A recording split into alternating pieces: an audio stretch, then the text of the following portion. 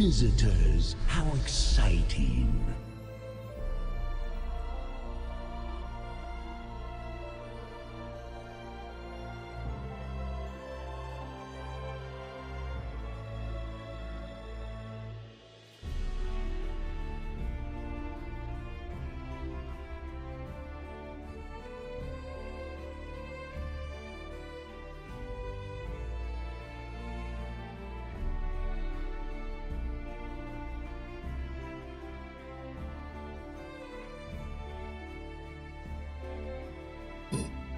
Holy shit.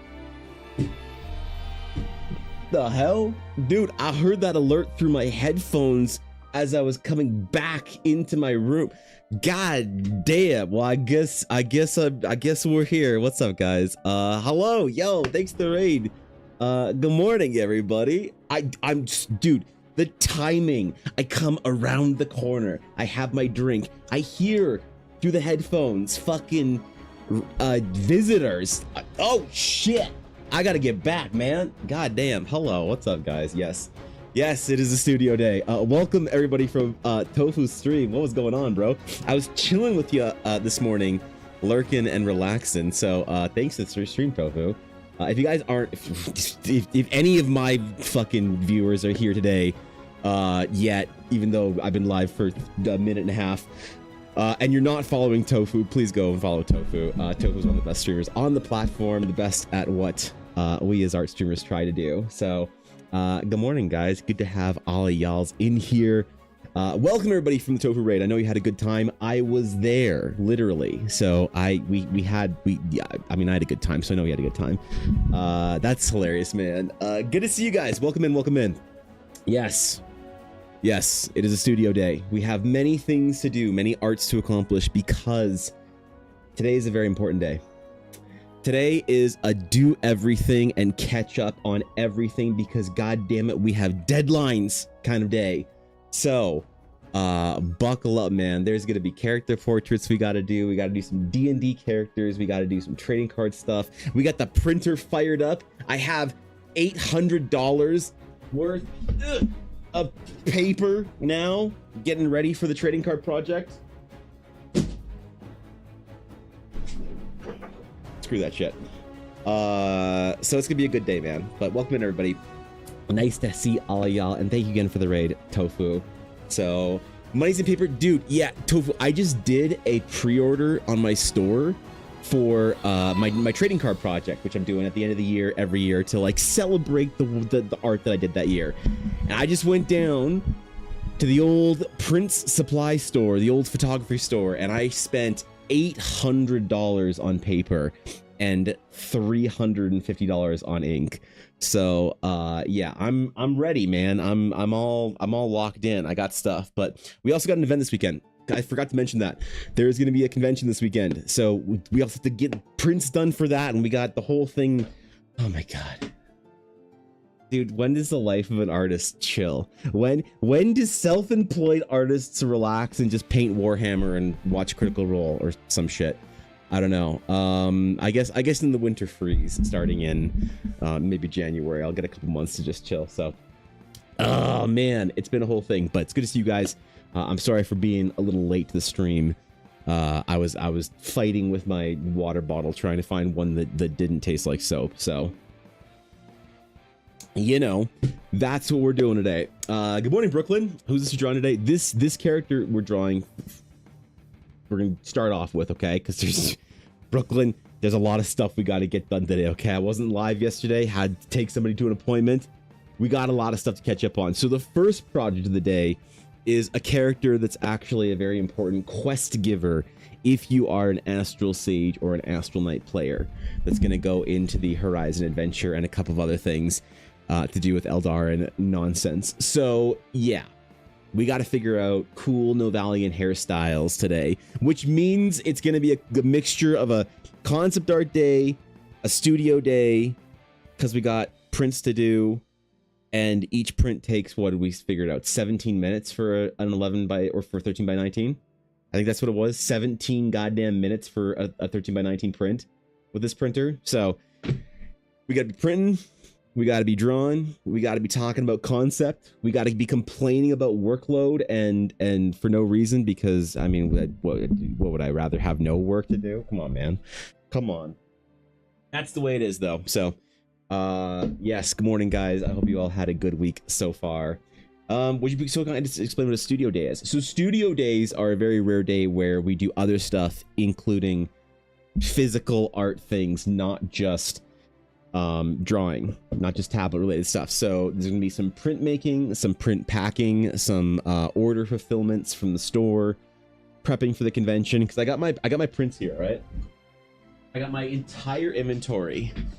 We got this is my entire inventory of large format prints. Not the biggest ones I do, but this is the entire inventory for conventions. This is what I take. So all the dragons and whatnot are in here. All right, we gotta restock. Yo, Mordfist, dude, thank you for the sub, man. Oh shit.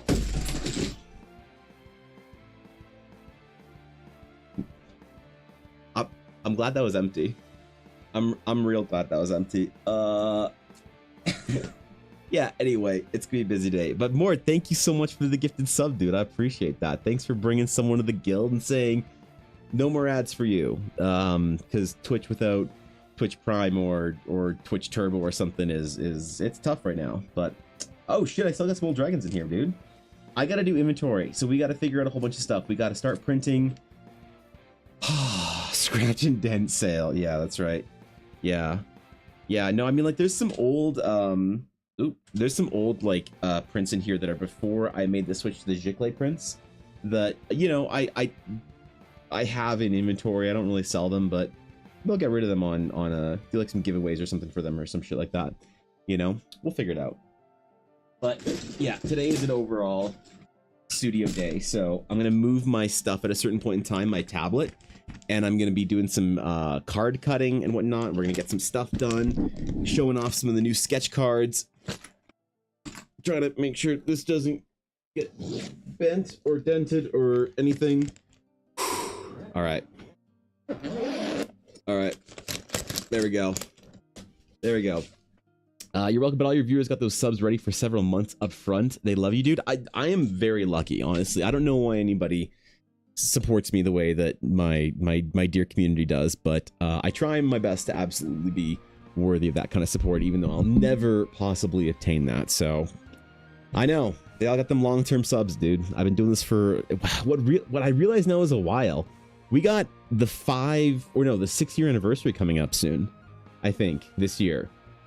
And I said last year, because I was busy for the 5th year anniversary, that we'd double down and do a big one this year. So we got to start making plans in as early as New Year's for that big event coming up. But yeah, man, still, thank you for the sub. I appreciate it. It means the world to me. All right.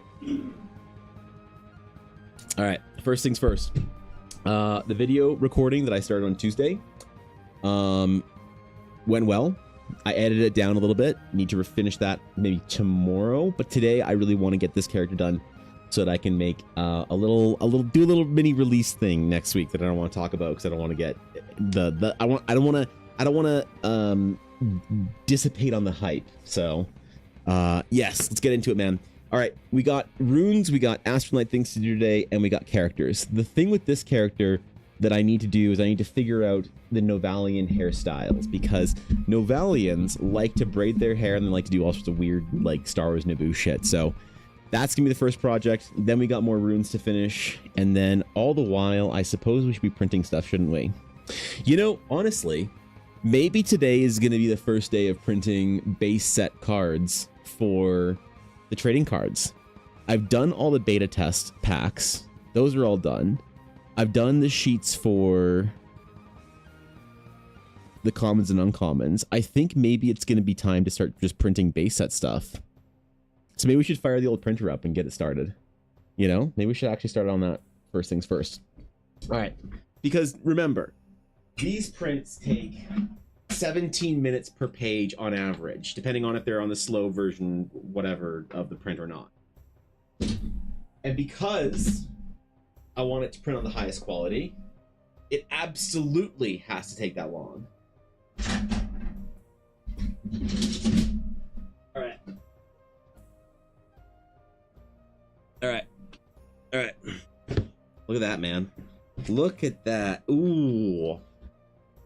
Fresh box of hot press bright. Looking good. There's something about prepping for conventions that makes me appreciate boxes of new paper. Has that new paper smell. Where did I put the lid? Where did I put the lid? There did I put the lid? Okay. We gotta start our prints before we do anything else today, alright?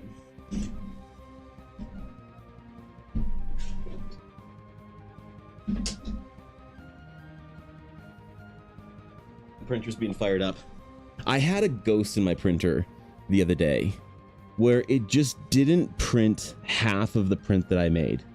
I don't know why, but it's like it printed the top half but not the bottom. And I didn't check the print midway through, so I lost like a full piece of paper and ink and whatever, which is annoying but also funny. So today we have to also figure out if there's a ghost in the printer, if it's haunted. Which all good printers are haunted, but you know, we want to have well-behaved, well-mannered ghosts. So, DSO is counting printing in seconds. Actually, though, so I have with the trading cards. I have 22.5 hours of printing to do. Of just straight printing. My printer will be running for 22.5 hours to do all the sheets that I need to do. So I have like seriously thought this through. Trading card, let's do a print sheet, a 25 print page. Base set, how about we? And this is a big moment because beta sheets have been made, which means that this is going to be the first non-beta, non-alpha, non-test print, actual production sheet.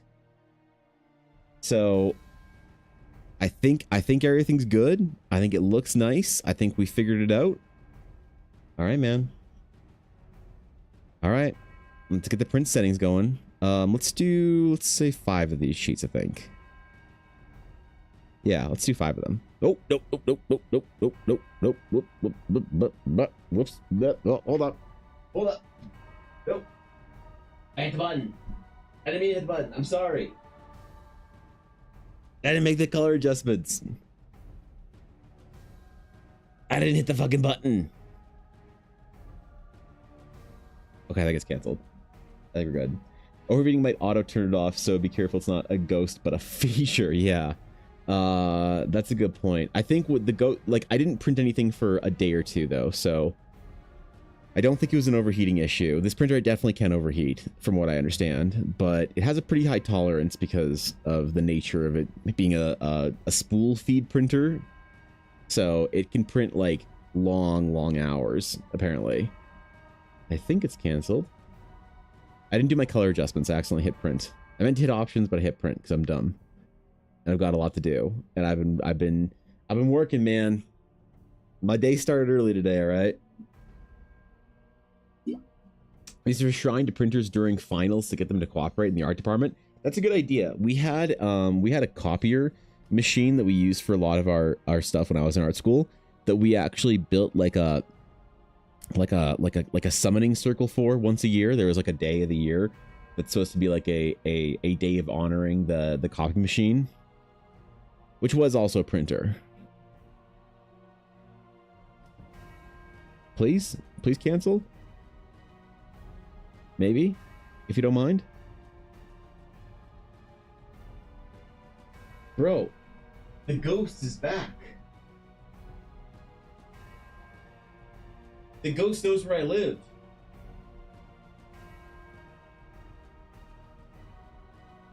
Alright, you know what? We're gonna employ my super secret tech of turning it off and then turning it back on, and hopefully that worked. Hopefully that worked. Okay. Settings. There we go. That's the button I meant to hit. So, we're using our hot press bright. We're not going to use high speed because that is not great.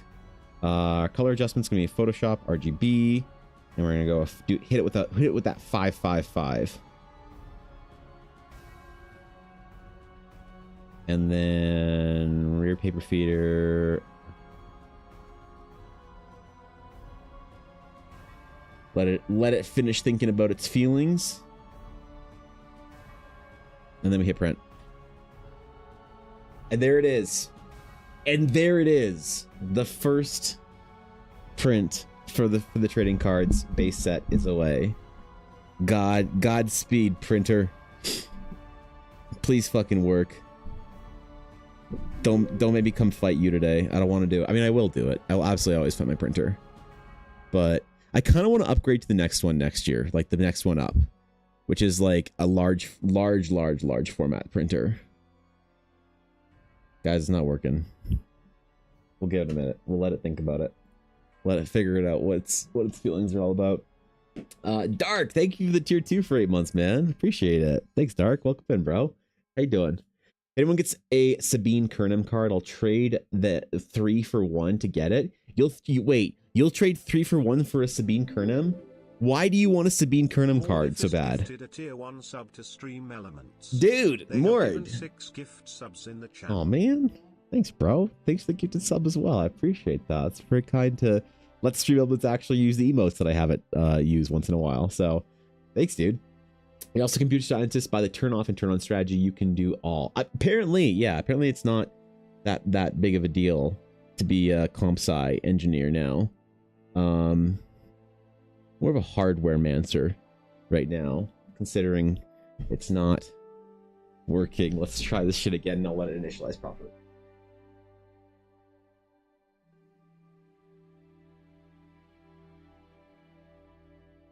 I think it tried to send a print project to the queue without it actually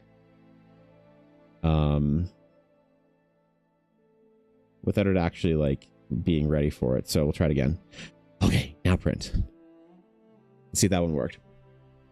She's awesome. A chick who blows stuff up accidentally as near as anyone can prove is my kind of gal. There you go. All right, fair enough. Well, I don't know what will be like the sought after commons, if there will be in the base set sought after commons. I'm super excited to see if there's like a small trading scene that is created in our guild. Still nothing. Where is... Guys, studio days are a special kind of day.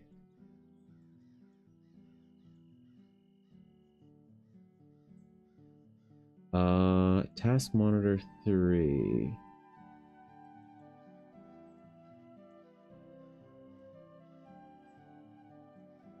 So okay, this is interesting. So the window that has the Epson stuff on it, my printer window, is currently attempting to open off screen. How do you center a window?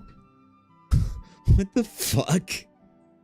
How do you center a window for a program that's off screen on Windows 11?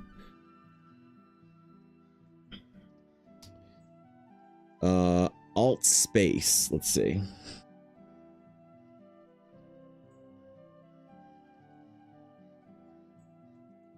No.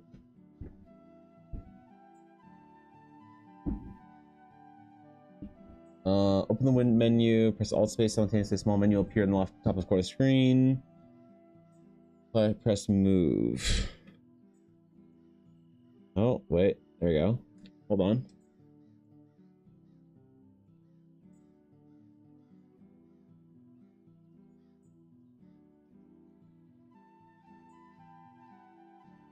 Bro, there really is a ghost in here, isn't there?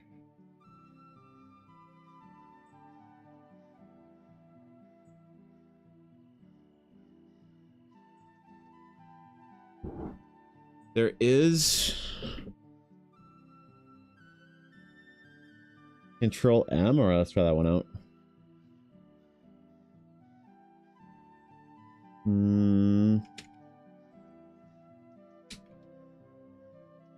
That one didn't want to work either. What the hell?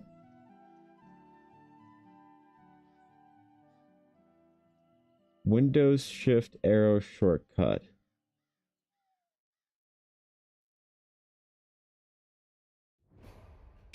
No. Bro, I've never had these problems until I upgraded to Windows 11.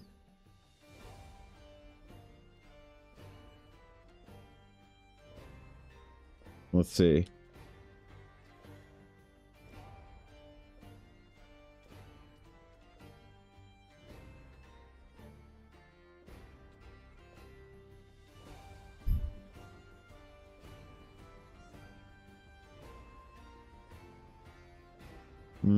No, can't move it like that either. Don't think I also need a Galen, the Consortium Priest, and the Goblin Monkey art as pieces for Horizon. Well, you shall have them, my friend. So where... how the fuck do I get this haunted window over here?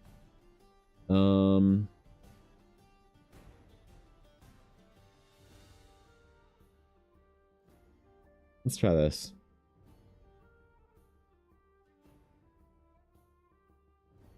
Let's try this. Yeah, WinTap can get the window up, but it can't move it for me. It just wants to pop up in the corner again.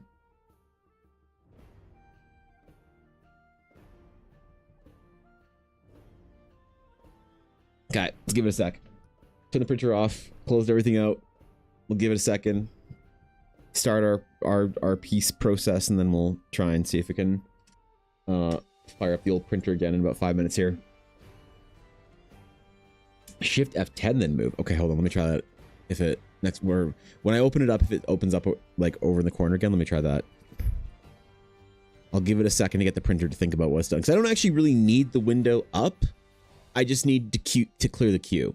So we'll see if it just clears on its own, which sometimes it does when it just chills out. All right, so in the meantime, this character is going to be an important character of Novalian descent, which means that she's going to have the traditional sort of fancy nonsense going on with her hair that Novalians enjoy doing as part of their, you know, fancification of themselves. So we need to develop a shorter style for Novalian nobility. So I'm thinking something kind of a little bit tighter, a little more mature than we have for the existing Novalian characters, because we're like at one part character design, one part sort of like art direction is kind of the way I'm thinking about it. So we kind of got to do both simultaneously and see if we can get something cool out of that. Good morning, Maggie. You can also right-click the windows that pop up when you do Win tab. Will that move it or center it? Okay. We'll give the printer a minute and we'll see if it's still a problem. Then we'll try some. We'll experiment a little bit. All right. Oh, I need to be recording right now, don't I? I do. There we go. The whole thing, even the concept development stage, needs to be recorded. That's important. So I want to do this like kind of cascading jewelry type thing on our character here. We'll try some different hairstyles out, okay? We'll try, because I had two that I didn't really love. So we're going to go with the kind of high and tight pulled back bun with some braids in there. And see if that works for our character here. Because there's going to be a thing like cultural importance to various different hairstyles and various different ages of characters. Which is kind of a theme that I think is interesting in kind of Slavic cultures and stuff, which is there's a little bit of that in these characters, a little bit of that Slavic reference. So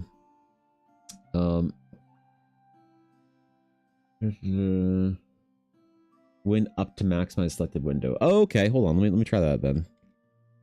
Let's try sending or turn the printer on and sending a print through, seeing if that brings up the window again.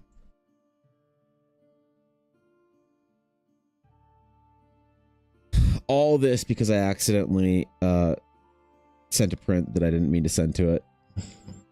All this because I'm as dumb as they say.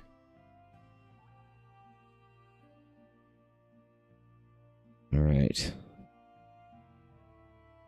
So we'll do maybe 2 braids going back, being pulled into the bun. And then I kind of wanted to have like a little folded section down the back, you know?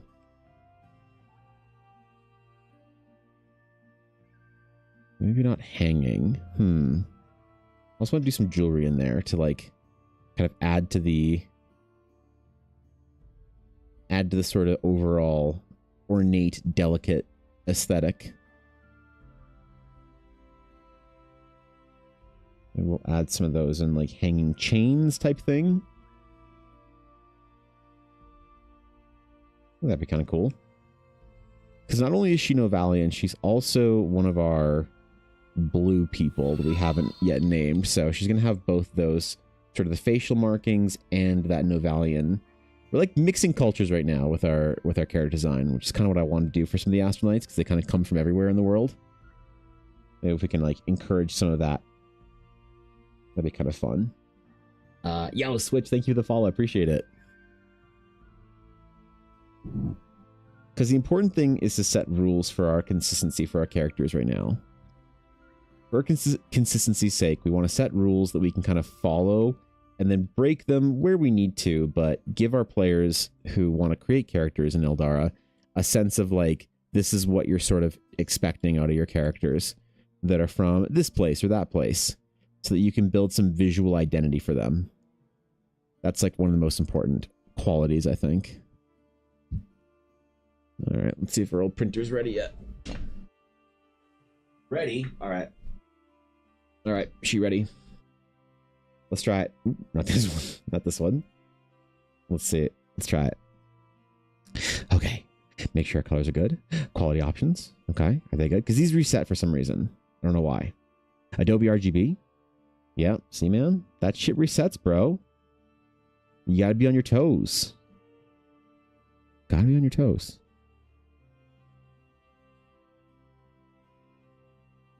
Now let's see if it works. Come on, big dog. You got this shit. You can do it.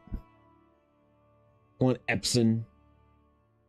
Show me the meaning of your rage. Because if this printer was a 40K Space Marine, it'd be a Dreadnought. Well, that didn't bring anything up. So, might have just screwed the entire system. The whole thing, all the way through. Software to hardware, just roasted the entire thing.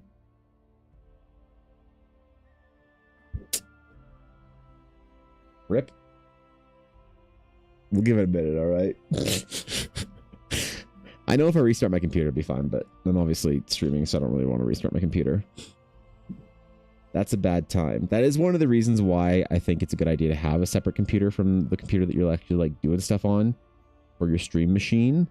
But that would require a amount of currency that I don't have access to at the moment, and an amount of space that I would find difficult to create.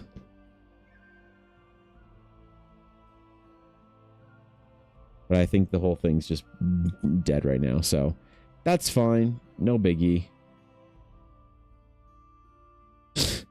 The whole thing about me needing to print and get stuff done, you know, is it really that important? Yeah, we'll see, you know. Whatever, dude. It's fine. I'm sure it'll figure itself out.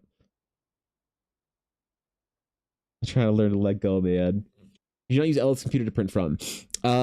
She doesn't have like Photoshop and everything attached to it. So I could, but then I'd have to send all the files over to her computer and, you know, deal with all that bullshit. And that's a whole amount of nonsense I don't really want to deal with. So no, I try not to count on using Ella's computer for anything. Because then I have to like bounce across the room, and if I'm streaming, it's annoying and stuff. So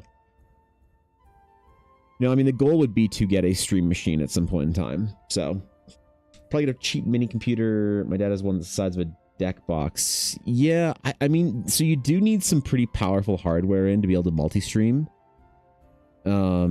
It does require some decent resources to be able to stream simultaneously at a couple different places, and then to run OBS and everything. So I don't know. I don't know if it would be viable.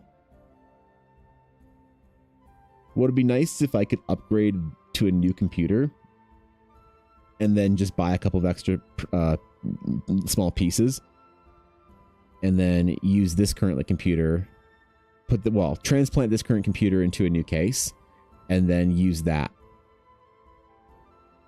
That would be the goal anyway. Now, is that feasible right now? Absolutely not, but you know, we'll figure it out. It is also a giant luxury. Like, most streamers don't actually have two machines. It's like only the biggest streamers do. They also have like multiple network connections and stuff, so it's absolutely a stupid luxury.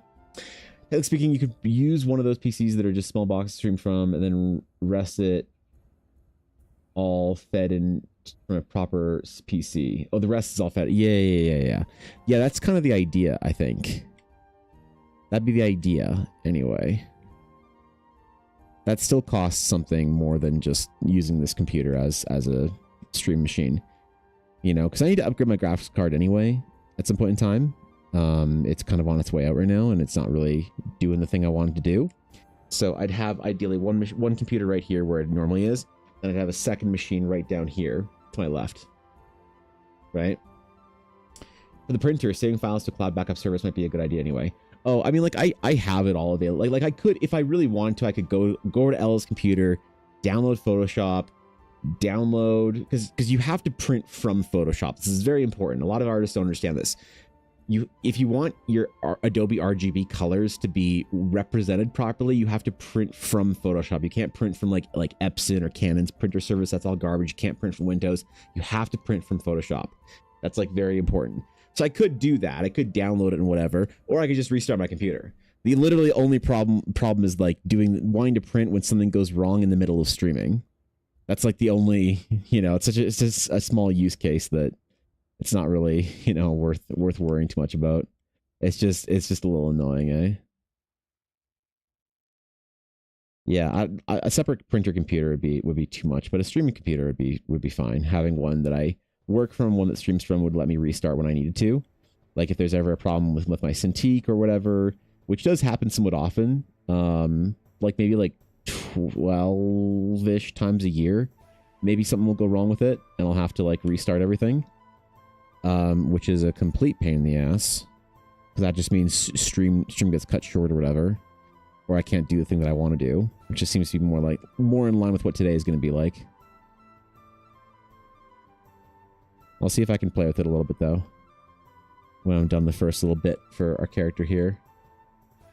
I think I might want to do these in color, because some of these characters, the color palette's gonna be super important, like having the gold jewelry showing, you know? So we shall see about that. Or Lightroom? Lightroom could work too, yeah. Yeah, I never used Lightroom, but I assume it uses the same sort of like color that, you know, software, whatever, that the rest of the Adobe suite uses. Do IC profiles not work for it? Profiles work, but profiles are for paper. The printer profiles are usually, you want your printer paper profile, then you want it from Adobe to get the most correct color settings. So you kind of want both, in my experience. I've been doing this for a while, like with no fucking guides, so I'm sure there's some inefficiencies in what I'm doing, but it feels like there's no real good information on how to get everything consistent. And from what I found, it seems pretty universal. You want to be printing from Photoshop onto whatever printer you're using with the proper profiles. One of the nice things about having a Epson printer is that all the Epson paper profiles still come like pre-attached to it. It's very easy. My Canon printer I had to fight with sometimes to use like fancy Epson papers, because Canon and like other printer paper companies, or fine art paper companies, sorry, and then printers and whatnot, they do technically all work together, but it's one of those things that, like, I don't know, man. The ecosystem, they're not inspired to make it user friendly if you're not using their own stuff, you know? So using certain big fine art papers like Moab are great, but the issue with them is that the printers really want to use their own paper profiles. They really, really want to use their own paper profiles. And I wish I knew why. How old's the Cintiq? The Cintiq is probably maybe about 6 years old, I think. Maybe a bit more. Well, no, actually, hold on. Probably close to 8 years, I think. The Cintiq is the next upgrade after the GPU. So I need to upgrade my GPU because it's starting to have problems. And there's certain things I can't do. Like, I can't work on very large paintings while streaming.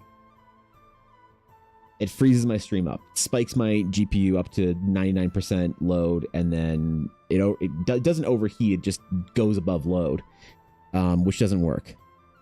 And then, yeah, so I need to get a new GPU if I ever want to be able to stream large paintings. And then after that is the new tablet, because I really want to upgrade to, if I can, a 27-inch tablet, because when you're painting, the joke that I always make is bigger tablet, better artist. That's just like it's a meme about being able to afford expensive materials, and everybody knows that, except for the occasional person that comes in on the first day. But really, when you are painting, you want a bigger tablet. If you're making paintings, like if you're just doing comics or line work or sketching, like stuff that's like not really like difficult art like this is, you know, if you're doing like anime shit or whatever, or cartooning, you can totally get by with a very small tablet. But if you want to do like real classical painting on your tablet, which not a lot of people do, mind you, unless you're like working in the games industry or some shit, then you want a big tablet. You absolutely want a big tablet. You need the biggest tablet you can possibly get. And I wish they still made a 32-inch, but that might be a little unruly for this desk. I don't know. You can get by with like any size tablet, whatever, you know. At the end of the day, the material, the software, the hardware doesn't matter. It won't hide or show off or anything your skill or lack of skill. You know, it won't make up for a lack of skill, and it won't diminish the skills you've developed. But realistically, it does make it very comfortable to paint on a larger tablet. Lets you like paint more naturally. You don't have to like do as much adjustments and, you know, pretending to be a real artist kind of shit. It just lets you like use your natural sort of workflow. You can have proper ergonomics, all that, if you're painting on a larger screen. So yeah, even this 24-inch I consider too small for proper painting. Last computer had issues even letting me watch streams while using Photoshop. Yeah, that's actually a big thing, is if I ever accidentally leave a stream open while I'm streaming. I used to do that all the time. I used to have my friends' streams open while I was live, just, you know, lurking, channel points, whatever, just, you know. Now I just don't even touch that. So whenever I go live, I have to close every stream I was watching in the morning. It's been a huge relief to finally have a new computer, but it took me at least 2 years to save for it. Yeah, a lot of the problems with that is that the places that I go to buy computer parts, there's no way to finance it or anything like that. So if you want to save for something, you have to save the entire way for it, and you don't want to collect parts for it, you know. So it really is a saving thing. It's not like a phone where you can buy a new phone. Like, it's one of the reasons why I think iPads are so popular amongst new artists, is because you can like finance it. Now you get kind of rolled on interest and stuff, but like, who's paying attention to that, right? We have the credit card generation here, bro. Ain't no one's paying attention to what things actually cost them. Holy, could you imagine? So I think that's one of the reasons why iPads are so popular amongst people, because there's no way to finance a Cintiq or like a new GPU or whatever. So the computer that I want to buy is going to be around $7,000 to get an updated processor, motherboard, 120 gigs of RAM, 5090 GPU, new power supply, and then a case for the old computer, parts to go into. But that's Canadian, so what's $7,000 in American? Like $4 or some shit? So for my big monitor and not looking at the tablet. Yeah, and there's a lot of artists that do prefer that prefer to have the you know, a eye-hand coordination setup with an Intuos as opposed to Cintiq, which is why I don't recommend every artist goes to a Cintiq. But the problem is, are you planning on painting with that and doing like big painterly illustrations? Because at that point in time, your proper ergonomics are you want to have your brush out and you want to be treating this as if it's like an easel on canvas, and you can't do that with an Intuos. So like the big boy artists that I know that use Intuos still, if they're doing illustrative painting work, they still have a Cintiq, but it's one of those things that they don't care. You know, they're so successful and they have whatever studio funding that they can have, like a big monitor and an Intuos tablet, and then on the other side of their desk they have a big 27 or 32 inch Cintiq, and they don't care, they're just chilling. So it also is kind of dependent on the tool, but they'll also have an iPad just for like casual sketching and stuff, you know. That's one of the reasons I got my iPad, is because I was going to go to a Blizzard sketch group thingy at BlizzCon one year with a bunch of the artists from different, you know, places in the industry, and they all used iPads to go. They go around to like Disneyland and shit and just sketch stuff. And so that's why I got an iPad initially. It was for that. I don't use it for anything else really. I don't really like my iPad. I think it's a pretty shitty drawing experience. But hey, some artists make it work, you know. Some artists will force their way into making their iPad, you know, create a career for them. So all right, man, sure, go for it. You know, at the end of the, really goes to show that it ain't about the tool, it's about the skill of the artist. But the tool does help quite a bit, I think. So 24 is still ideal for me. I think the only reason having large would be helpful for me is if I want my references and Photoshop window on the same screen. Well, I mean, if you're ever doing a larger painting, you want the largest tablet you can possibly get. You know, no matter what. Like if you could get a 60-inch tablet that was the whole size of an easel, that'd be the dream. Right? Like when you see you, because you want to be able to have the whole thing zoomed out at whatever level you're going to be zoomed in on or out at the whole time, and being able to have a monitor that you can see and help you contextualize whatever you're working on without having to zoom in and out. That's the most like that's the most conducive to classical painting that you could possibly get. So the closest you can get to that, the better. So the bigger tablet, the better. But obviously, you know, from what I understand, tablet technology gets exponentially more expensive, not additively more expensive. So what do? You know, it's like the cost of adding an extra 2 inches on a tablet doubles the price of it. So by the time you get to the theoretical 60-inch by 40-inch tablet or whatever, you're you know, paid hundreds of thousands of dollars for this thing or whatever. Oh, okay. We good. Ideal digital art workspace, a smartboard. Are the smartboards those things from Microsoft that you can like draw on and shit? They're like the digital whiteboards. Because I remember when those like were released or announced or whatever, there was a whole thing about like, oh dude, this is gonna change art forever, and they realized the touch sensitivity and like tracking on it was ass, and it in fact did not change art forever. We did not, unfortunately, change art for all time and forever with it. We tried to, we hoped for it, but it didn't happen. We wanted it to work that way, but alas, here we are. Let me try sending a print through again.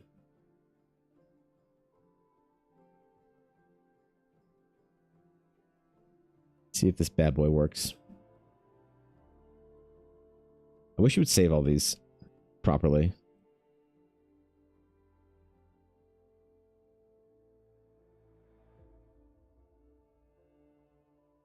Come on, big boy. You can do it.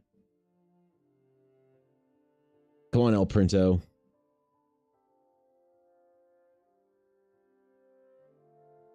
Get in there, champ. Show me some signs of life. Any kind of lights.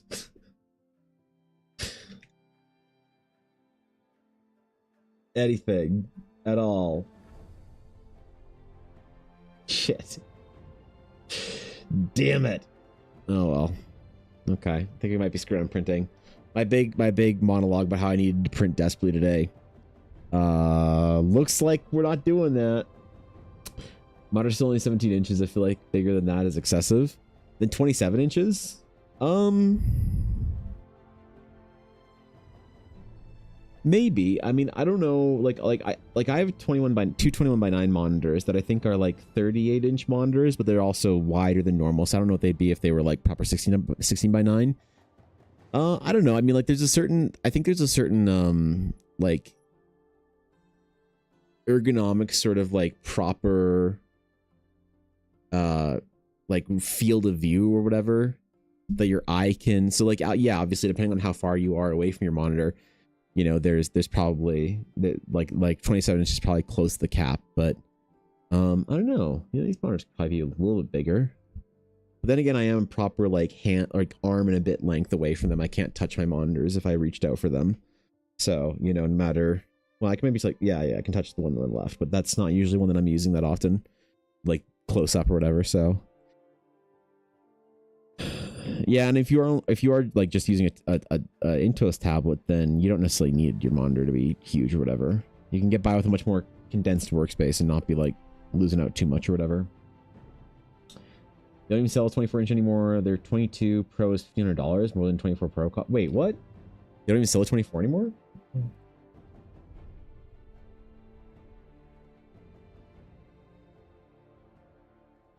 Wait, what?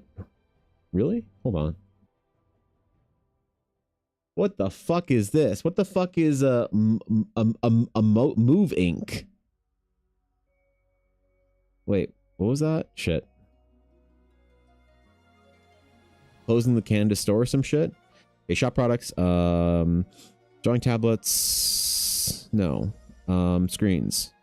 Pen displays. Cintiq Pro.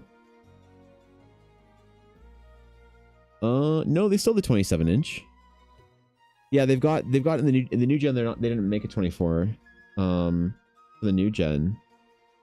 Huh, weird. 22 inches. I wonder why. They still got that big boy 27 though. Oh man. Oh, look at it.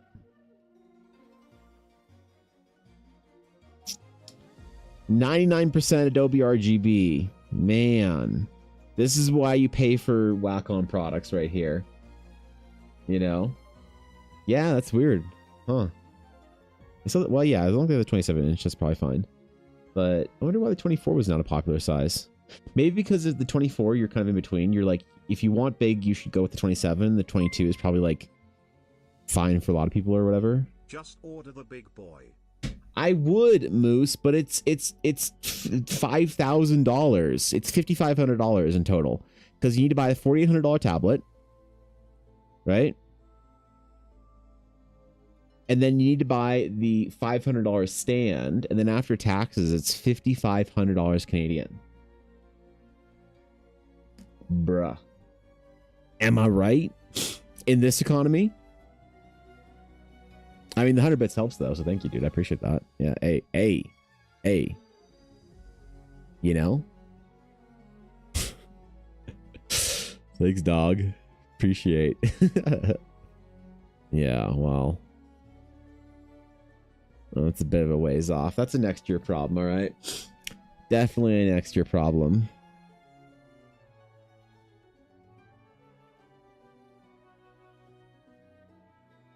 And then we shall see. Then we shall see about new everything. New tablet. Oh my god. New computer. New studio. I'd love to have like a proper studio space that I could like go to every day and work. Like wasn't at home, you know? I found myself when I'm like done with work, I want to get this shit out of this room.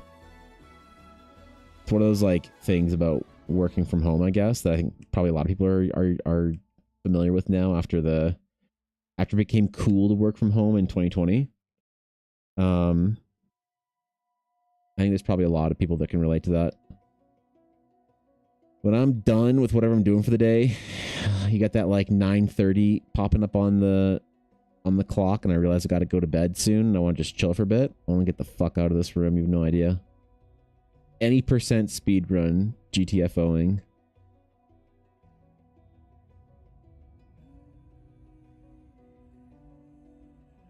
Okay, I don't know what we can do here we got our cool bun. We can add some braids to it or something like that and make it a little bit cooler.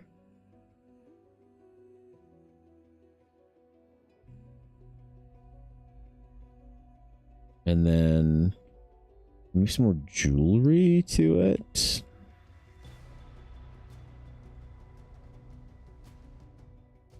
More stuff hanging down, I guess.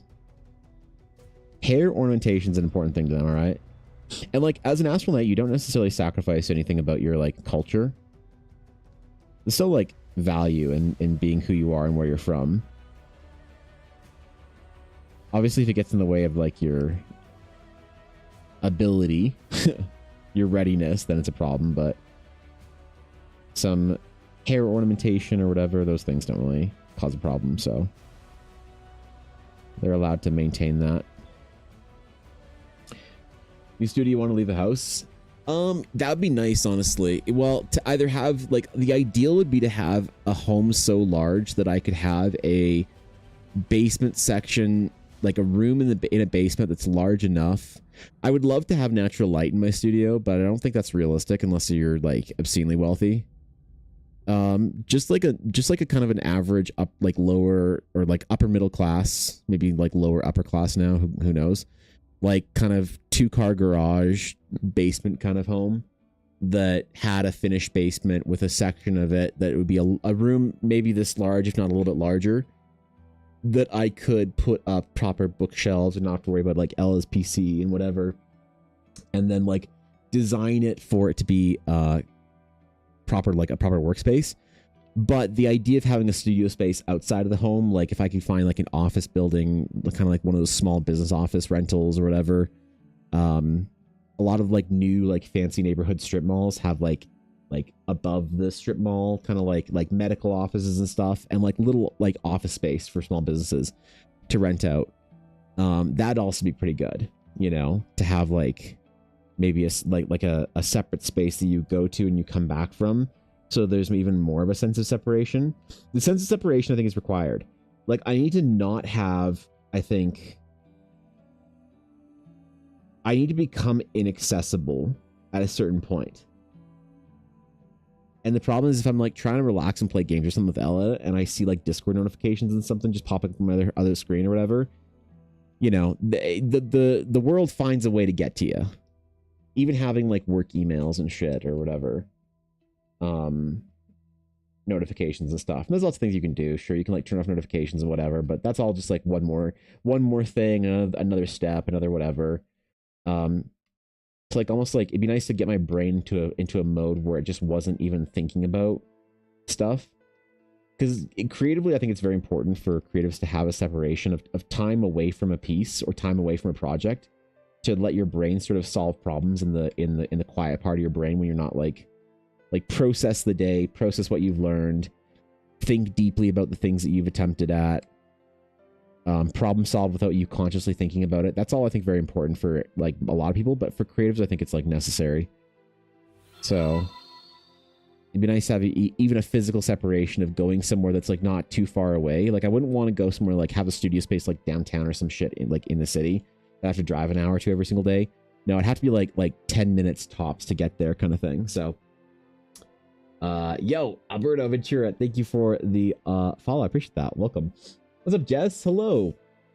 The XP Pen Pro is also 90% Adobe RG. You have to consider that when it's time for a Cintiq replacement. So I've heard very mixed reviews about XP Pen, and from without starting like drama and shit, I've heard from reliable sources to me anyway that when XP Pen or Huion says they're X% compliant with Adobe whatever, that's not an official thing, that you can just say that, you know, and that they aren't. Like there's definitely a reason why, and no, when I say like I want Huion and XP Pen to give Wacom a run for their money because Wacom's monopoly is not good for the consumer, XP Pen and Huion are still not up to standard. They're not the best. Now, they might be 80% as good as a Wacom tablet for 50% the price, and that's totally valid and fine. And I want them to continue getting better because I want Adobe to have a fire under their ass. I want Clip to take it to Adobe so that I can get more out of my Adobe. You know, I use, in my opinion, the best tools that you can use, right? Right now, it's unfortunately Photoshop. I have to pay for Photoshop every month because Photoshop does things that Clip cannot do. And unfortunately Wacom, because a Wacom tablet does things that an XP Pen and a Huion tablet can't do. Now, again, I hope that changes. A lot of people are very brand loyal, and there's a lot of people who don't like Adobe, they don't like Wacom. most of the time just because it's expensive and they have to try and formulate a reason why they can't, like why it's good to not be able to afford it. That's fair enough. But like, we got to be objective. We can't be emotional about this. And so as much as I don't like Adobe's, AI shit, I don't like a lot of Adobe's like, recent pushes, their forfeiting of artists. Adobe Photoshop is still the industry's reason for a couple of reasons. Whether you like it or not, or you value it or not is independent. But from what I understand is, even like, to be fair, I haven't talked to anybody who's had like firsthand experience with these tablets in about a year and a half. So if there's been like a recent release, maybe about a year actually, but this time last year anyway. Unless they've released a tablet in the last 12 months that's been like game changing. As far as I know, the Huion and XP Pen, like a lot tablets still are lesser and inferior to their Wacom counterparts. They're getting better, like to where they were 10 years ago, or sorry, 5 years ago to where they are now, where, a Cintiq was 10 years ago to where it is now. The leaps and bounds are great, and I hope that they continue to offer a better option and alternative in some cases. But right now, I've heard too many bad things about them to even consider them. They're not even an option for me when I'm like tablet shopping. And I hope that changes. I hope it does. Because I'd love to be able to have options and pick and choose and whatever the newest thing is, the best kind of thing, as opposed to just having this like monopoly. Like I'd rather a duopoly or a triopoly or whatever it is than a monopoly of tablets and artist tools. But right now, unfortunately, it seems just kind of like there's one answer for me. So, yo, Dragons, thank you for the follow as well. Welcome in. I think it's true for non-creative brains as well. I think so, yeah. Letting the brain wander can be really helpful for subconscious connections being made. Yeah, totally. I mean, it's the kind of thing like studying, right? Everybody knows that when you studying more often is better than studying in single large clumps, and then giving yourself rest after is better for retention than cramming and stuff like that. So I think that for yeah, like I don't like yes, I think this works for everybody, but I also don't like to like talk about generals because people usually get kind of spicy about it. But I think like a lot of stuff that I say that's for a creative brain, I think it's absolutely applicable to everybody. But I don't have experience with being a fucking engineer or anything, and so right. Stay in my fucking lane and keep my mouth shut. Talk about the creative side of things. But I absolutely do believe that's probably necessary for a lot of people. In general, giving your brain time to process whatever information you've been trying to sort away in it. Yeah. Okay. Well, I was going to finish the sketch portion and then move on to printing, but I guess we can't do that. I wonder if I can just real quick try one more thing for printing and then we can see if it's just bone for the day. Let me try doing a software update. Just seeing if that kickstarts it. Sometimes, man. Sometimes. Even a small firmware update or something, or a driver update can, like, reset the whole thing.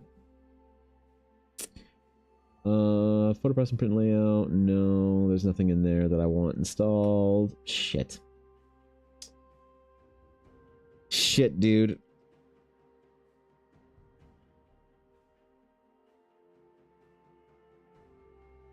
Let's see.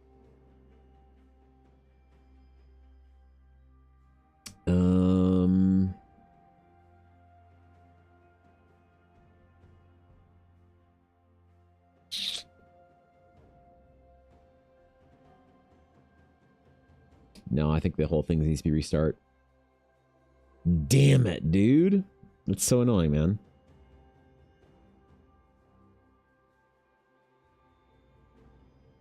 Yeah, shit.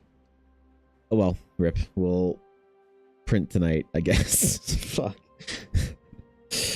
Damn it. That's so frustrating. That, or I might just restart my stream in the middle of it. I don't know. All right. Cool Astronauts.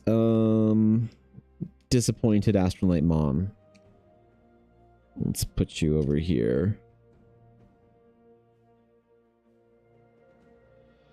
I want to add some more like intricate design into their cloaks. that gives them a bit more of a sense of identity without getting too over the top or anything. Maybe more like trim and things like that. I figured out how to like make a better brooch for them as well.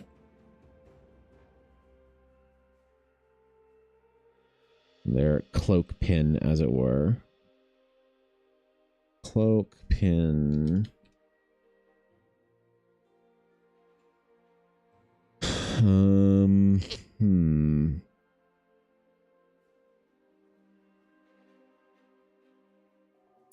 That's kind of a cool idea.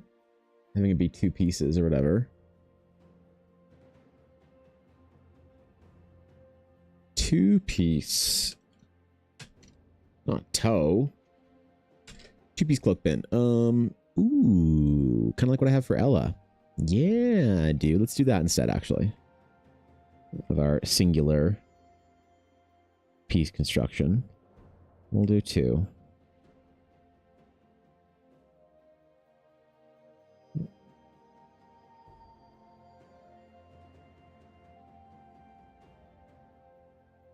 Figure out what that looks like. Then do a nice attractive trim on it.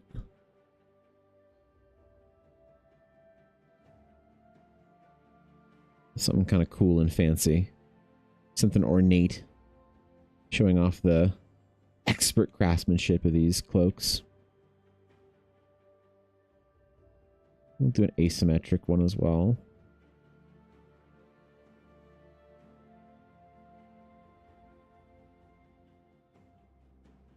Little chain hanging there.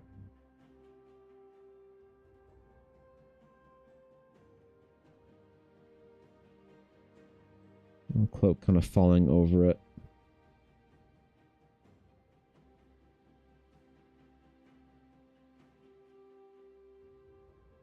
Maybe like loosen it up so it's not so pressed tightly together, but I kind of like that actually. Been on here for a while today, but dealing with challenging work people, feeling more human now. Well, Steve, have you ever tried firing everyone that's a challenge to work with and replacing them with some sort of a sentient AI robot? Oh wait, that's the Amazon, I forgot. Shit. Yeah, never mind. Yeah, we're already doing that. I forgot. Yeah, okay. Okay, that's fine. What about our hood style here? Let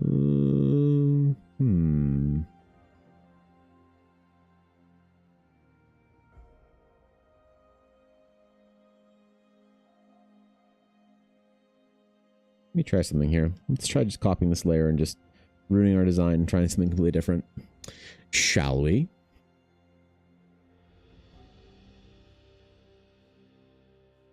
Let's try ruining this entirely. I'm doing some kind of a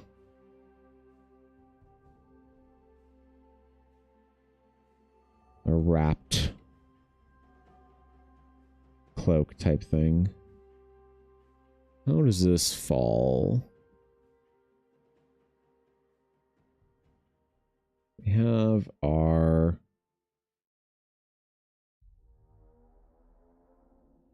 one piece going in like these.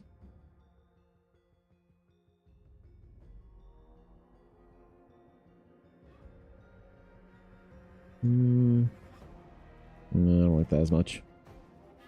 Ooh.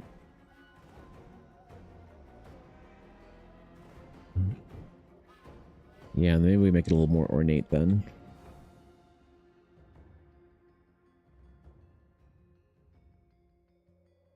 Figure something out. Make it a little fancier or whatever. This is floral astral sage designs. Have like a proper night ring in here or something like that.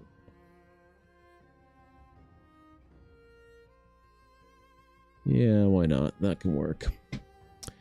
Little fancy clasp, just chilling.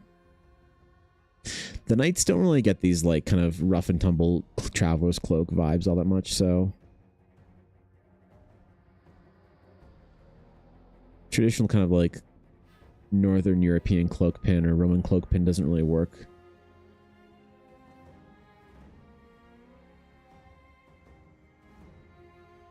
Does look better, I think, are cloaks that are a little bit further apart in some ways as well. We could try that. Let's try that. So if we have our cloak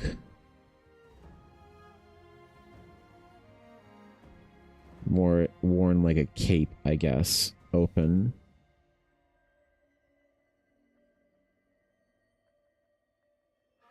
Like kind of two-piece chain there. That could look kind of cool. Let me just show off a little bit of the armor as well underneath there then.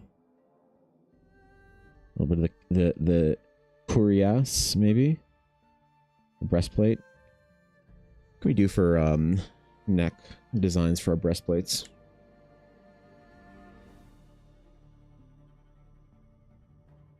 They don't really have a neck guard or anything on them, just base. So I suppose they wouldn't really have anything like that for... Just be like a lip to it, you know?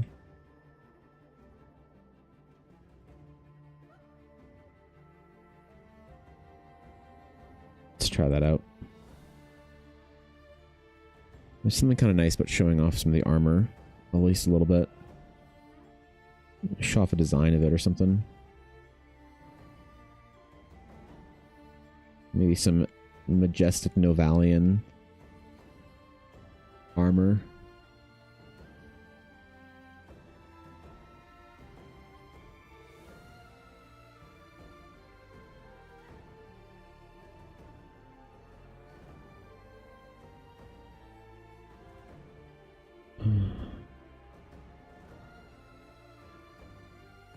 I wonder if we had like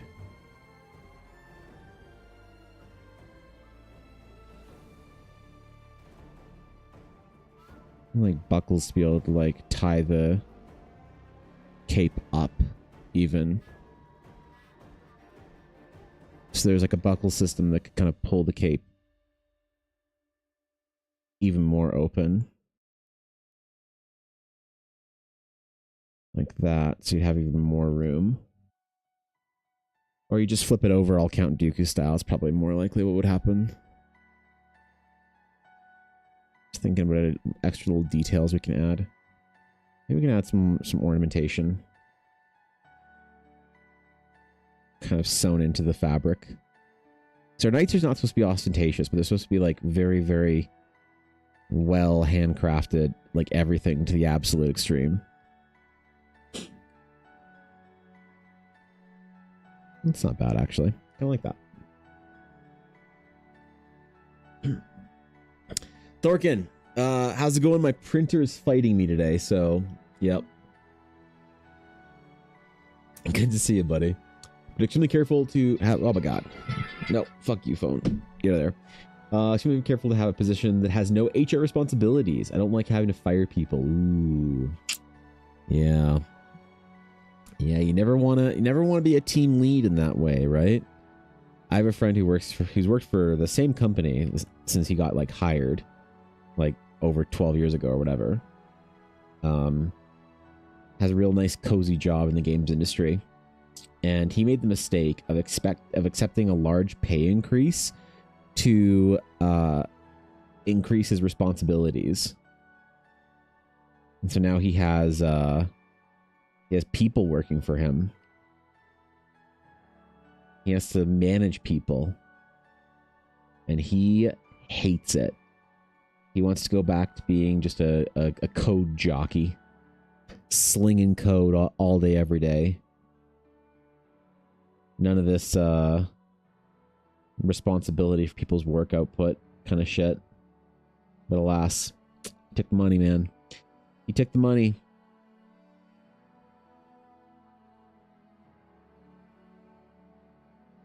Bought a house, found a pretty girl, doing the whole life thing according to plan, as it were.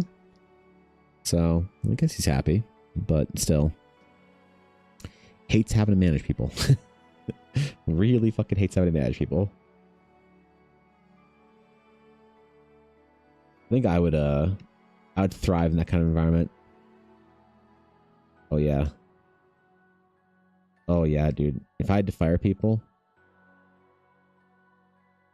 dude, I'd make a fucking game of it every time. I would. I gotta keep it interesting, you know? Like, get to spin a wheel or something. I'd probably get written up, but, you know, I'd have fun for the couple weeks that I'd be able to do the job. This is why I don't pursue corporate structures. I don't think I'd fit in well in them.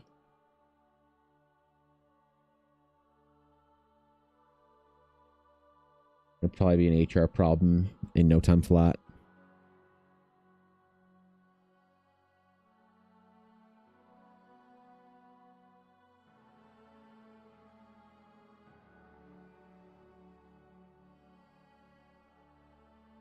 This is why Sir Cobalt refused to hire me. All said I need to have engineering, software engineering experience. So, lame, right? Actually lame.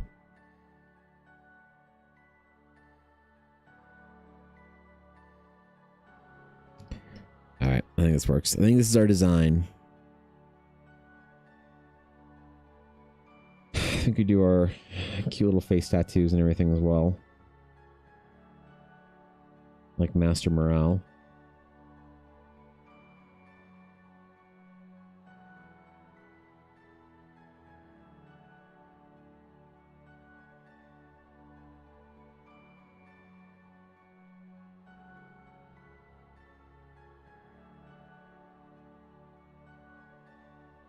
That's cool. That's cool. I like these. This will be a good one. Thumbnailing some stuff. What are you working on today? Well, I was going to do a full studio day of printing and stuff as well, Thorkin, but since that's not working, I guess we're just going to be relegated to the concept work I wanted to do for some Astral Knight stuff. Need to do some like art directing for the players, related art, where I can kind of show off a couple different characters that are like from the same place to show off how they, you know, that take care of their own cultural ornamentations and designs and stuff like that. That you as a player know what to reference if you're creating a Novalian. But we're just chilling, man. What's today's subject? Today's subject is fighting the printer, Samurai. Today's subject is absolutely fighting the printer. Actually, I wonder if I can fight the printer even better. I just thought of something.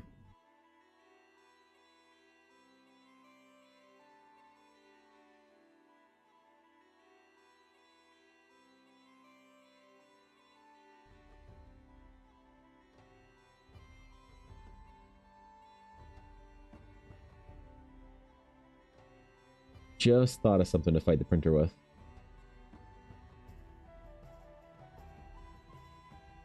Printer didn't hear a bell, I know, right? Okay. Will this work? Hold on. Let's see. Because today was supposed to be the official starting of the printing of the main set. All the tests have been done. The beta's been done. It's all finished and complete and whatever. Okay, let's see if this works.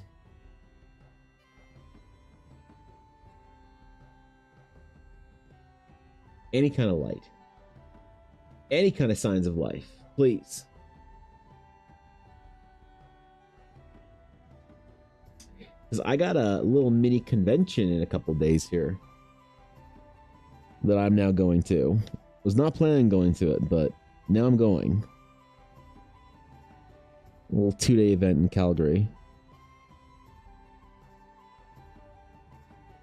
Still not working. Shit. Hold on. Let's see. Yeah, well, Matthew, thank you for the follow. I appreciate that. Welcome in. Epson.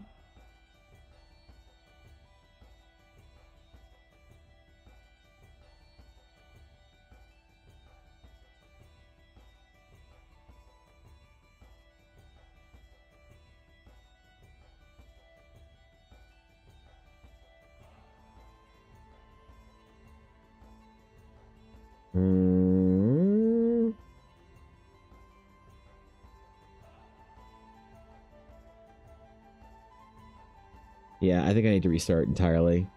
And I ain't doing that, so... Turn the old printer off and see.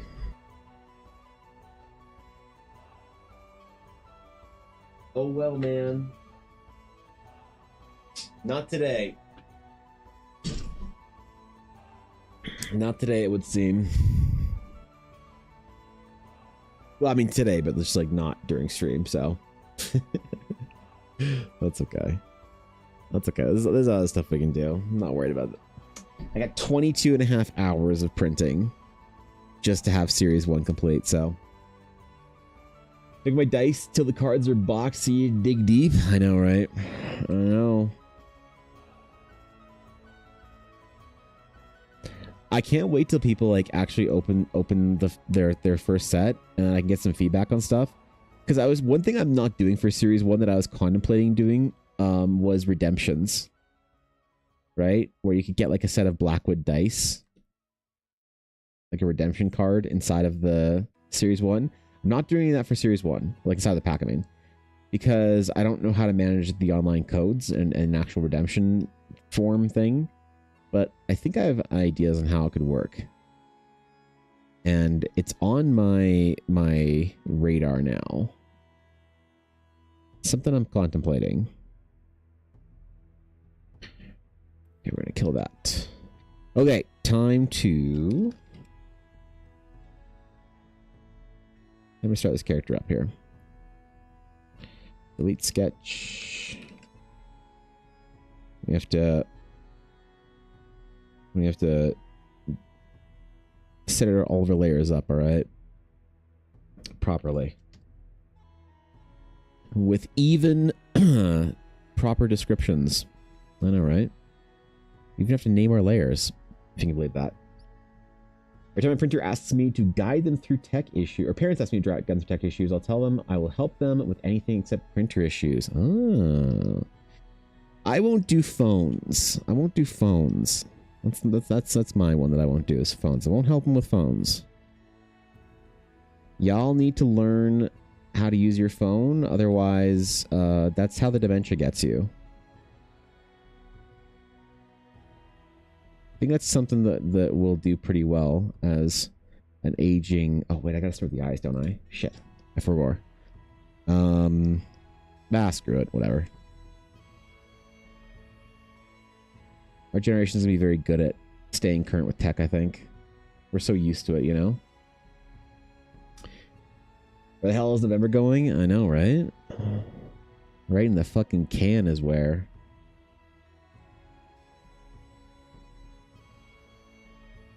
Bro, I think December, January, February, I'll have like hopefully a pretty good ability to just not leave my house and not do anything.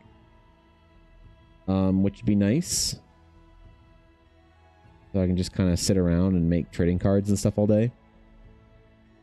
I would really like to figure out a way that I can stream using my new camera that I got to do some traditional ink sketching streams. I think I need a light. I mainly need a light and a way to attach the camera up here at this desk. And I can do that then. But yeah. Have sketch cards to do, have some other trading card things to do, the adventure that I want to release before the end of the year, like in print. I have 2 big back-to-back months and hopefully enough time to just do it all. She's going fast to get there, right? Yeah. I know, man. The days fly by when there's deadlines all the time, hey?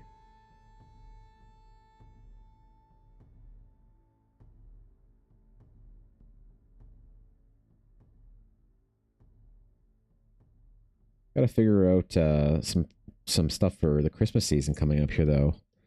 Ellen and I haven't really made any plans for like doing anything, so I gotta plan some days out in the mountains, going to some of the mountain towns, go back up to Lake Louise. Because like, if you live where I live and you don't winter hard, you're missing out. You're missing out. And I miss out most years, so I don't want to miss out this year. Certainly missed out last year. Did not winter very, very much last year. Ella wants to get back into snowboarding. And she wants me to get a snowboard and go snowboarding with her this year. Maybe not this year, but Ella wants me to get back into snowboarding. Or back into snowboarding and get me into it as well. That shit's expensive though, hey? Lift tickets and whatnot? Oh my god. But putting little festive hats on Una for at least 30 seconds. I did put a Santa hat on her. In fact, Ella has a picture of me and Una when we were taking out our Christmas decorations. I have a tiny Santa hat, Sabine. It has holes for her ears. No, I mean, I'm way ahead of you, to be honest. Yeah, no, I got this down. This is one I'm on top of. Oh yeah, dude.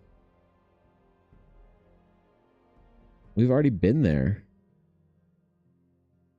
We already did the thing once this year. Oh yeah, dude. Una hated it, by the way. She hated it. She's a displeased little princess that does not want any kind of silly hat placed upon her. For whatever reason. I messed up, didn't I? I messed up with her. I got the kind of dog that didn't want to have ridiculous little hats put on her. Should have kidnapped the other dog. I mean, purchased the other dog. Sorry, it's not kidnapping. You're technically buying the dog from its mom, even though its mom doesn't get a choice. Ha! Got him. Yo, Groove Draws, thank you for the follow. I appreciate it. Welcome in, my friend.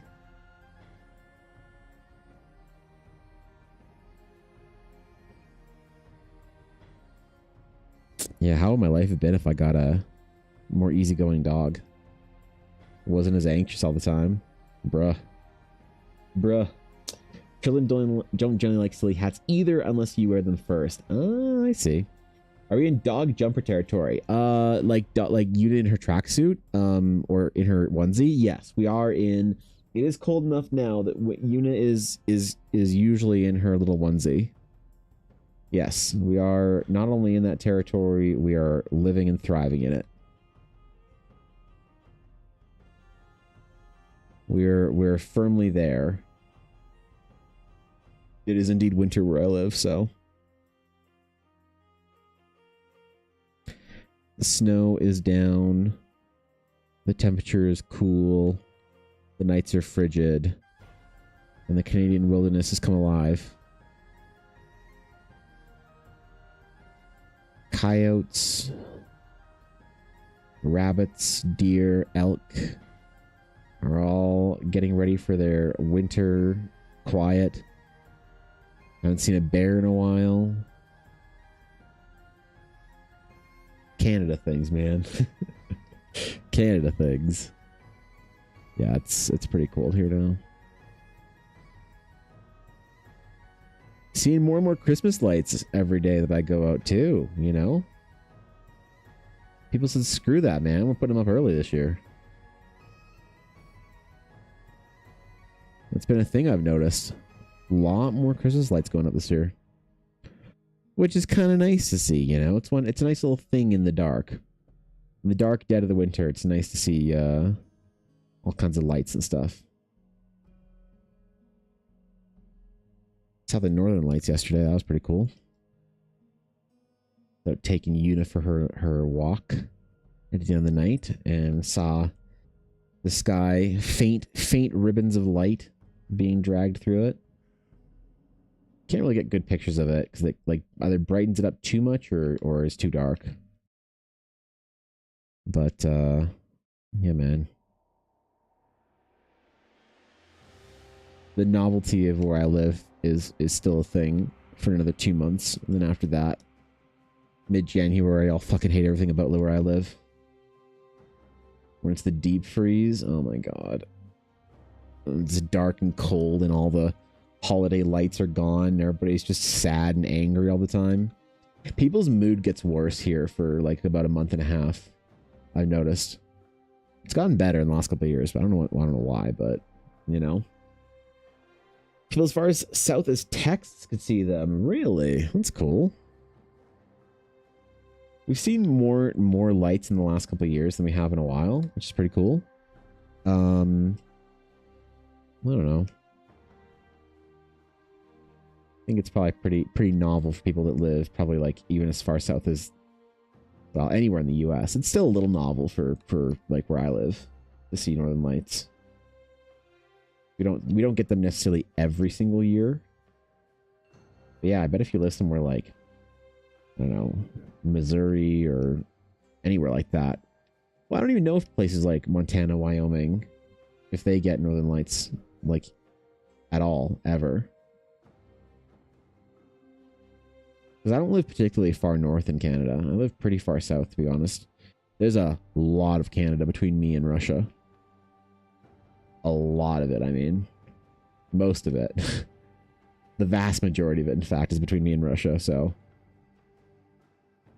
Imagine that, if I get northern lights pretty often, then probably the states, the Dakotas and whatnot would as well. Got some pictures of the northern lights from Florida, really? That's cool. Wow, okay. Who knew, man? Good for them. That's kind of cool.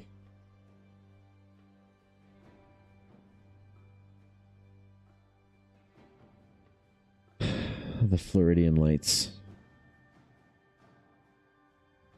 Don't spoil it for them and tell them that was just a light show from Disneyland reflecting off, or Disney World reflecting off of the clouds.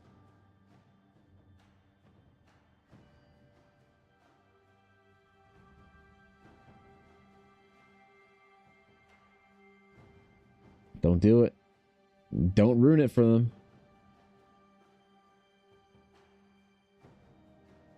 Let them believe in magic or whatever.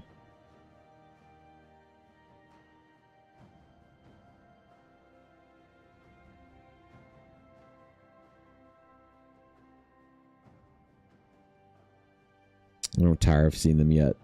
I will one day, though. Don't you worry. I'm sure I'll get bored of them. Like everyone else does further north. It's the thing about novelty, man. You gotta be constantly searching for it in life. Maybe that's one of the advantages to, like, moving a lot. Your experience is always unique, you know?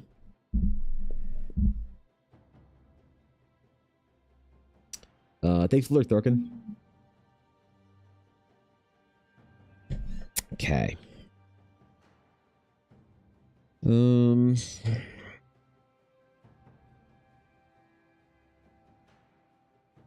What do I do for patterns here? The patterning is going to be pretty important on the Astral tunics and cloaks and stuff. Maybe I'll just go top down.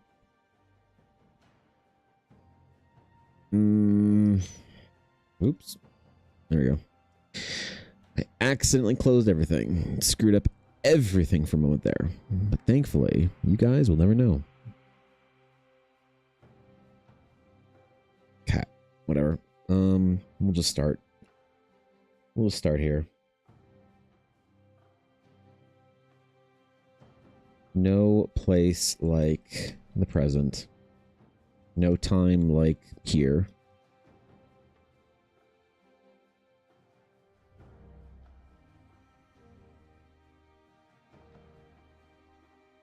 I do want to take a trip out, though, to a national park just a little bit further north of me that is considered to be a, like, dark light preserve.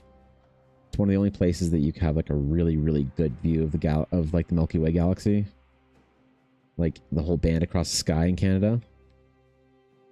Close by, anyway. Because if you go far, far, far north, you can see it, but where I live, not a chance.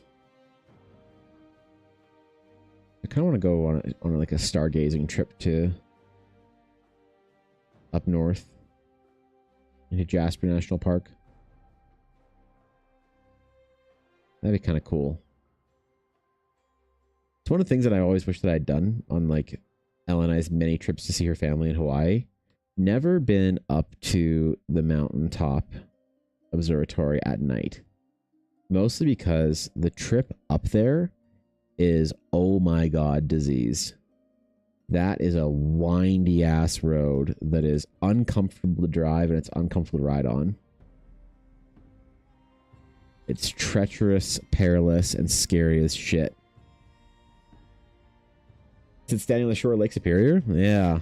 Well, yeah, you can see it. So you can see the Milky Way from most places in Hawaii, where we were anyway. I don't know about other islands, but on Maui you can see it, which is pretty cool.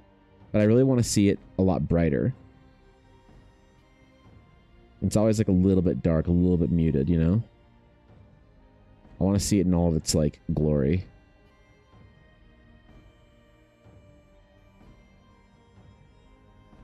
All of its fanciness.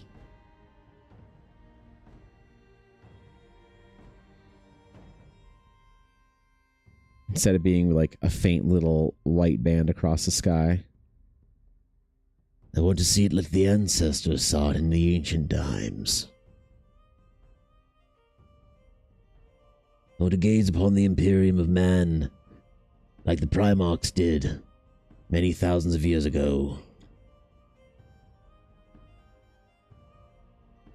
Or something along those lines, you know? Jasper Winston really wanted to go again because the year I went, it was really smoky. Ooh, yeah. Forest fire season's tough for that. Yep.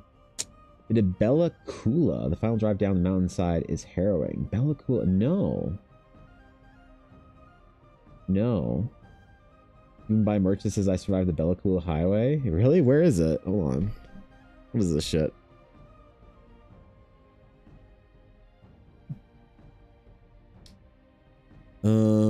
British Columbia. Where is this? Oh, that's really far interior, like into, yeah. No, I've never been up there. Like the furthest out of civilization I've been in BC is like maybe Prince George, you know, have family there. Yeah, no. Even farther north than like Whistler Kamloops, never. The only time I've ever been there was on a fucking Alaska cruise when my mother-in-law took Ella and I on an old people cruise. It was awesome. So, yeah. Def Bear, thank you for the follow. I appreciate it. Thanks, dude. So, yeah, that sounds cool though. There's a lot of the Canadian Rockies I have not explored. I've not gotten a chance to, unfortunately. I live on the Alberta side, so a lot of it's pretty hard to get to. If you live in Vancouver, that kind of thing is like probably pretty easy to get to. But for me, it's tough. It's tough, man.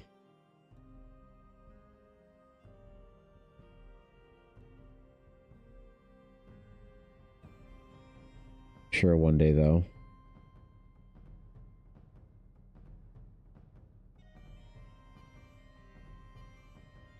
Probably a lot of really cool road trips and stuff I could take out here. I want to do that when I have kids, is make sure that they think that they're really lucky to live here. You know, always is a little wild to me when people travel to like where I live in the Rockies from places. We get a lot of British tourists here. It's always crazy to me.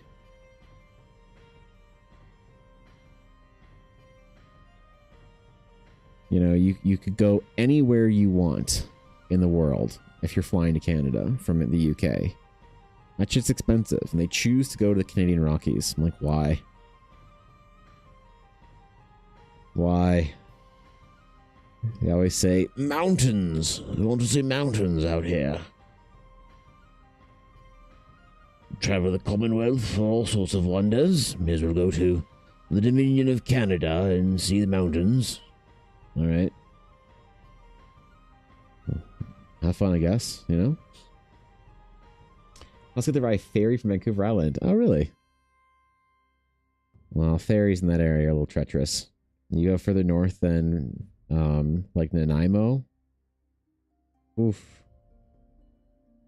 Oof, you be careful. You be careful out there, you hear? Your job used to give me more time off in the summer, so there were a couple of summers where I did some sizable road trips. Can't do it anymore, but I'm so glad I did it when I could. Yeah, you know, mountain road trips are rad. I have ignored the place that I live way too much in my life. I really wish I had done more road tripping and stuff around.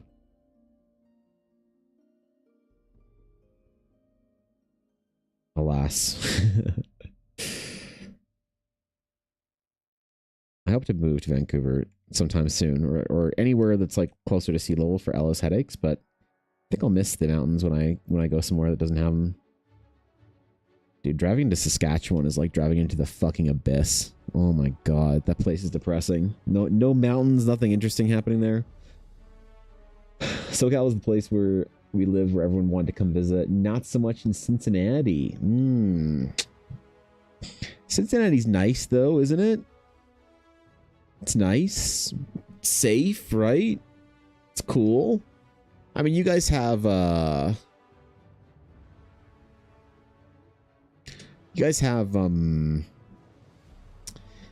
you have like the Bengals and the Reds. You know? That's cool. You go see a Bengals game, you know? That's pretty neat. Hey, you guys got a river and shit there? My sister-in-law has family in Cincinnati, so my brother has to go travel down there every couple Christmases. And as much as he doesn't say it out loud, he fucking hates it every single time. Holy.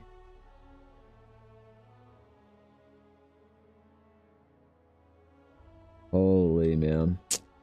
Took you a bazillion minutes to think of anything. Hey, I'm distracted, man, you know? It took me a second.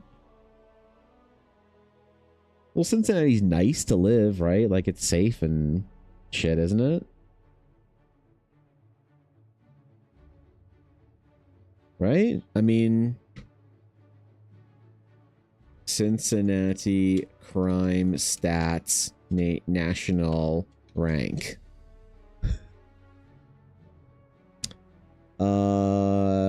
14th overall in crime rate amongst the 100 most populous cities.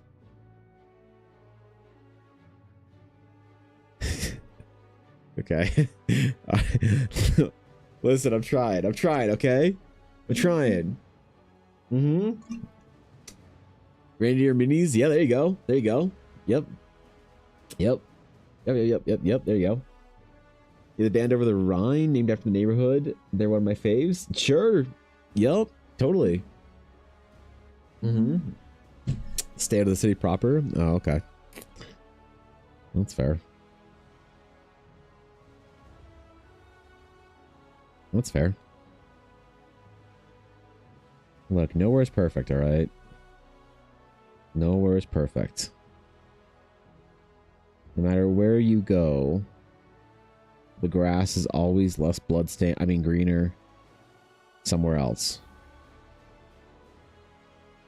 And I recognize that I live in one of the best cities in like, or close to one of the best cities in Canada to live in. And I think one of the best cities in North America to live in, realistically. Now, would I move for health reasons? Absolutely, but you gotta appreciate where you are no matter what it is. That or just pick up everything and fucking move. Ooh, I don't want to live with my family. Fuck them. Fuck them. Skype them. Who cares? Leave.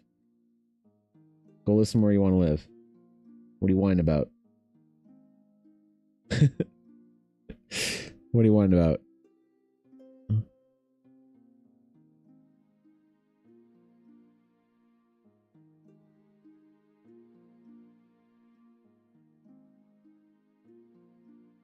Hey, I'm a Cincinnati Reds fan now that I have the hat. I'm allowed to wear the hat again. I wore it to the gym, like on Monday, or no, yeah, Monday. Gym was open. Gym was closed on Tuesday. I wore it on Monday. Saw my gym brother. He's like, "All right, fair enough, fair play, fair play.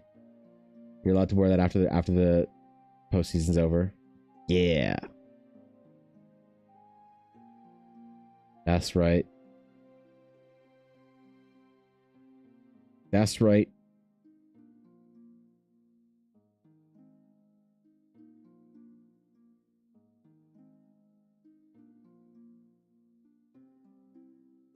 Can all go back to hating on the Blue Jays again in Canada.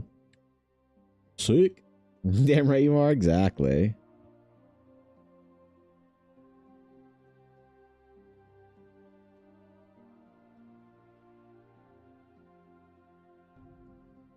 This hat feels like freedom.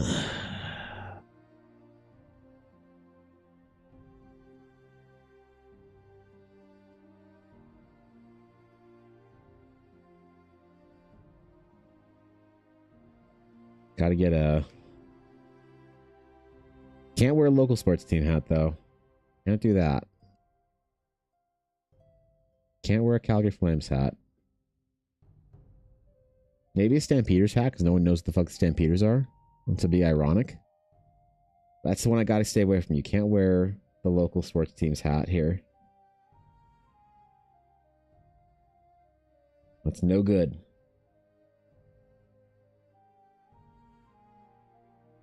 You don't want to be one of those guys. One of those old dudes in the sports store with a... Or the sports card store with a Calgary Flames hat from 1983. And smells like it too.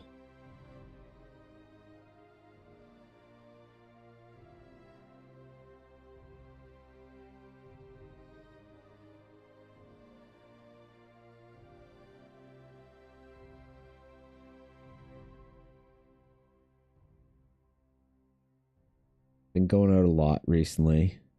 Been feeling very self-conscious of the way I dress. Like I should start dressing more mature, you know? Dressing my age. I normally like wear nicer clothing when I go out, but since I've been started losing weight, I can't fit in anything and I don't want to buy anything until I'm at my target weight. So I'm wearing like Adidas and shit. Going out with my chain and my baseball cap on and whatever. I got looks, man, sometimes. I don't think I fool anyone. You know, no one's out there thinking I'm in my 20s anymore. Maybe I gotta start dressing and acting like a mature adult man. Wearing a sweater and khakis. Is that how people wear sweaters and khakis? I assume so. I don't know any adult men. All the adult males, all the adult age males I know are all men children that play with Lego and watch Star Wars. Which is way better, in my opinion, but still. You know, if I go out with the boys or whatever. If I go out with the boys, it's not exactly a vision of masculine maturity over here, so. Yes, Ella, my lovely wife, what do you need? Yeah, Patagonia sweater vest. Let's fucking go. What about puffy vest? Is that still a thing? Do men wear men puffy vest? Do men still wear, like, do tech bros still wear puffy vests? Is this a thing? Is this the look that I need to obtain right here? Oh fuck, it's too small. Is this the look I need? I need to wear a puffy vest. Is that... Next year in June, there will be a new medieval fair in Millerville.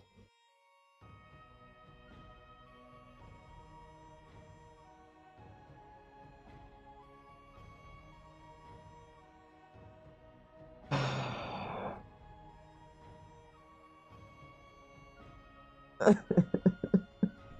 don't want to go to any more red fairs. I don't want to go to another fucking red fair. I'm tired, man. Oh, fuck. I don't want to do it. No, dude, you can't make me. I don't want to go have a 3-day allergy attack to horses and have to deal with awkward fucking nerds for the entire week, another entire weekend. I don't care if it's close to the Vancouver. Who's putting it on? Is it Gale or is it somebody else? I'll go if it's Gale's. All right. Overalls and an International Harvester shirt with Red Wing fit in easier. What is an international harvester shirt? Wait. International harvester shirt. Oh, Christ. Okay. Oh no, man. This is too American for me. This is too American for me. What am I gonna be wearing? Fucking Carhartt hats soon? Holy. Oh, dude, you can't make me, man.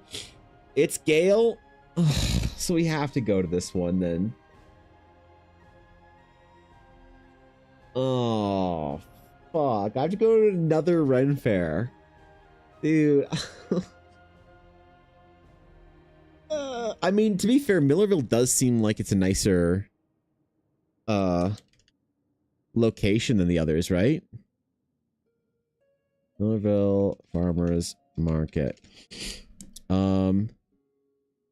It does seem to be a nicer location, I think, right? I could be wrong. But it's got like buildings and shit, right? That you can set up in. This design is a farmer's market. I could see this being better than other. Yeah, and then the jousting be right there. Okay. It's better than either of the shit locations that we have to drive out to. Okay, we'll go to the Millerville Medieval Fair in June.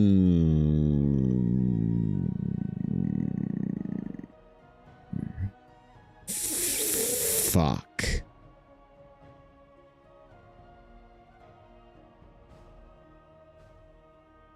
Ugh, God.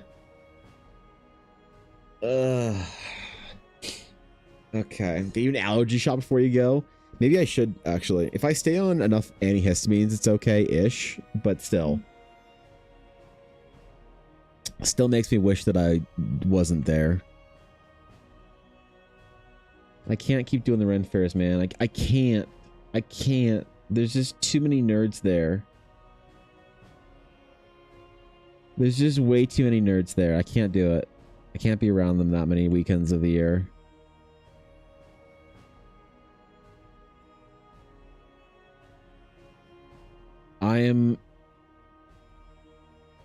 There's a non-zero chance, though, that I want to give up on fucking Edmonton Expo then. Completely and entirely.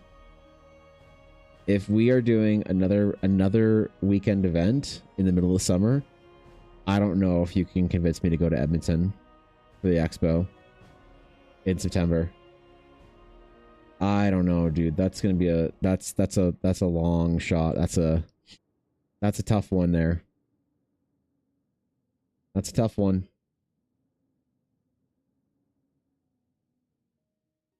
Edmonton goddamn Expo. Capping the year off is maybe my least favorite weekend of the year.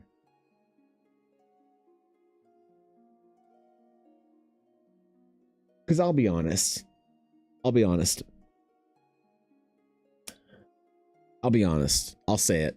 I'll say the thing that everyone's thinking that they're all too cowardly to say. I'll say it. Comic-Cons are the fucking worst now. They're absolute, complete, and utter trash tier shit. General nerd cons are the worst of the worst now. Like GameCon Canada, great.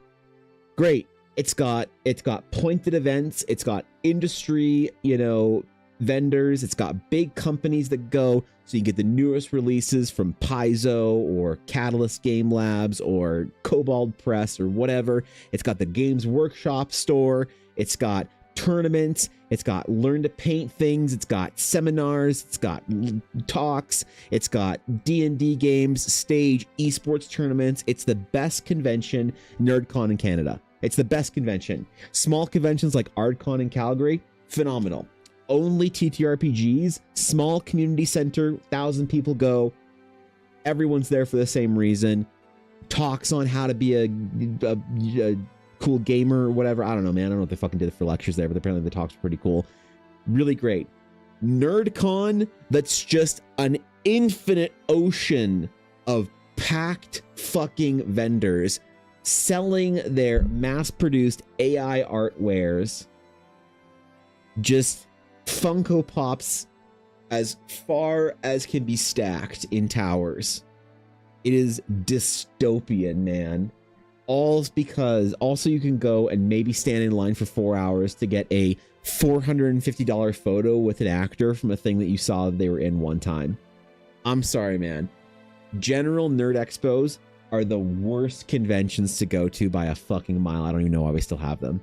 Holy God, I'm done with that shit. And so traveling to Edmonton Expo for NerdCon, I'm over it, dog. I'm so over it. I might be done. I might never go to Edmonton except for GameCon and Vegreville Ren Fair anymore. I might be done. I might be over. The era of Evan Blair Edmonton might have come to a crashing end. All right. That might be it. It might be over. And I don't know anyone who has fun at these conventions anymore. Every time you ask people, they're like, I thought I'd come and check it out this year. They like don't want to miss out, but they also don't want to be there because it sucks. Right? You schedule another warehouse visit because there's only so many I can do. Maybe. Actually, I gotta talk to you because if you're planning on flying up for GameCon or something or whatever, or doing Eldarcon plans, I gotta talk to oh shit. Yeah, I gotta send you a message. I gotta send you, we gotta plan things, Atari, because you don't be booking no warehouse visits anytime soon with before we have a, actually, oh right, GameCon weekend, you are, yes, right, I forgot, GameCon weekend is out. Right, okay, fair enough. Yeah, sorry, forgot that. Funko's having some troubles. I don't know what the extent of Funko's troubles are, but I think it's funny that the person who was in charge of Magic when it was failing went and worked for Funko, and now they're failing. So, Origins, that's the one it was. Yes. That's right. Okay. I love all the nerds at a Plaza at my local Comic-Con this year. The most fun I ever had. Yeah, I mean, like, that's the thing, though, is, like, if you're going with friends, sure. But the problem is, a lot of these conventions that don't have, like, a purpose or a reason or a focus, they're just so boring now. They don't have any panels. They don't have any cool events. They don't have any, like, things to do. It's just, like, go spend money at NerdCon. Ugh, I can't stand it. It's the worst now. I think conventions with like a strong identity to them. And now I say that fully well knowing and saying that I make a lot of money at NerdCons, by the way. Ella sells a ton of dice, and I sell a decent amount of art. And I still hate them. Even though that's like a thing that I will still go to because of. So. Matt, all kind of panels. Was yours okay? Just curious. Was yours a fan expo? Because maybe that's the common denominator of it being an issue. I don't know. I don't want to. Rose City Comic Con, beautiful. Yeah. Because I know there's still some conventions out there that do a Comic-Con style con the old way, back when there was like things to do, and that's awesome. So if you have a comic convention that's not just generic NerdCon where you live, that's like an actual like focus pointed convention where there's stuff to do, that's wonderful. That's awesome, and I'm jealous. But the problem is all of the comic conventions where I live were bought by a company that just does NerdCon. And that's it. That's it. It's just NerdCon. Good luck. Go buy things at vendors or something. I don't know what you're supposed to do at NerdCon. NerdCon fucking sucks, man. Comic-Con is great. Comic-Con, if you have a place that does a Comic-Con for you where you live, that's amazing. But if where you live it's just NerdCon, oh god. Get out, man. Get the fuck out. You don't want to be there. Trust me. Trust in me like Mowgli trusted in Kaa the snake.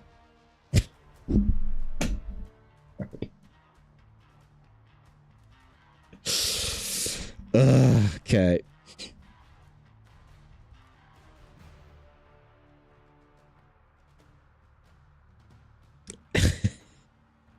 Sorry, that wasn't funny. just ignore that one.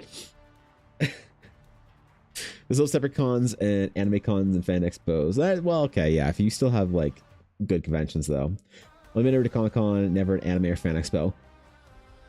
Anime, I feel like anime cons are still decent if you're into that. If you're into like anime and you, like, I have a hard time at anime cons because it's all fucking gooner shit now and gacha games.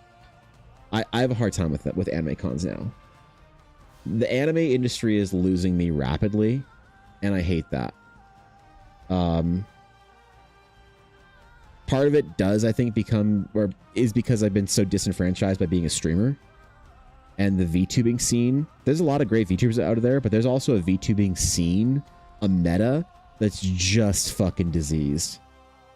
And it's very exhausting to sort of like, you know, be in and around and near and have to hear stories and deal with and stuff.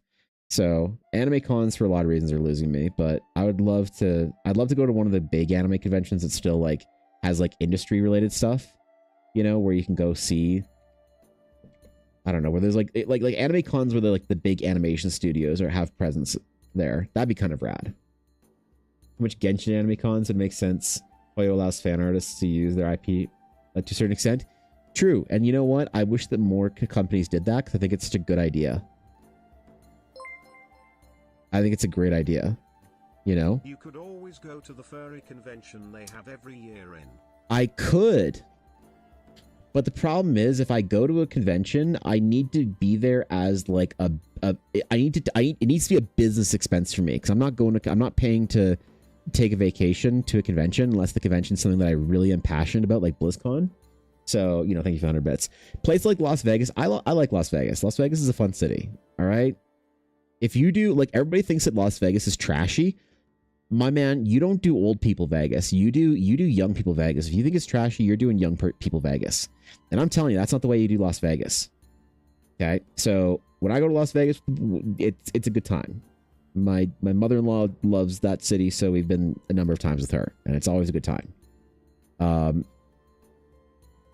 So I would go to a convention in Las Vegas. Like if TwitchCon was in Las Vegas over San Diego or whatever it is, I'd be more likely to go. But having said that, all right, FurryCon, I would go, you know, peace offering to the furries. They're a lovely group of individuals, I think. But there's one key problem with the furries that makes me, like, it makes their convention ineligible for me to attend. And that is, unfortunately, very unfortunately, if I need to go to a convention as a business person, I need to go there get a table and make it worth my time to go. Unfortunately, the furries as a community in totality, unfortunately, they can't afford me. They can't afford me, man. I'm too expensive for the furries. I'm too expensive, dude. I know. Evan, the furries have a reputation for being for having an infinite money glitch. It's all a lie. Every time someone has said, Evan, I want you to draw my weird fucking furry Catman character, and I say to them, oh, hey, sure. Just so you know, if it's out of style for me or something that takes longer, like an anthropomorphic character, I need to charge an adjustment rate for that. So I end up charging double for that. So sorry, dude. You know, that $250 like sketch thingy you wanted is actually going to be $500. Ghosted. I wish it was true. I wish it was true. But they just can't afford me, man. They're too broke. I wish it wasn't the case, and I wish them well. I hope they can figure their shit out and economically get a little, you know, back into good standings. But right now, it appears to me as if the furries just can't afford my art. I wish it wasn't the case, man. I wish it wasn't the case, but, you know, We change a lot of things in life if we could. Yeah, it's a real tragedy, ain't it? Mm-hmm. I know, man. They have the real money? Yeah, I bet. Otakon had like a new anime panel where the singer does the opening saying. That's cool. Any anime convention that has a strong focus on the music, I think, is pretty cool. A couple of musical guests, you know? They're usually the ones doing it right. Well, good for them, I guess.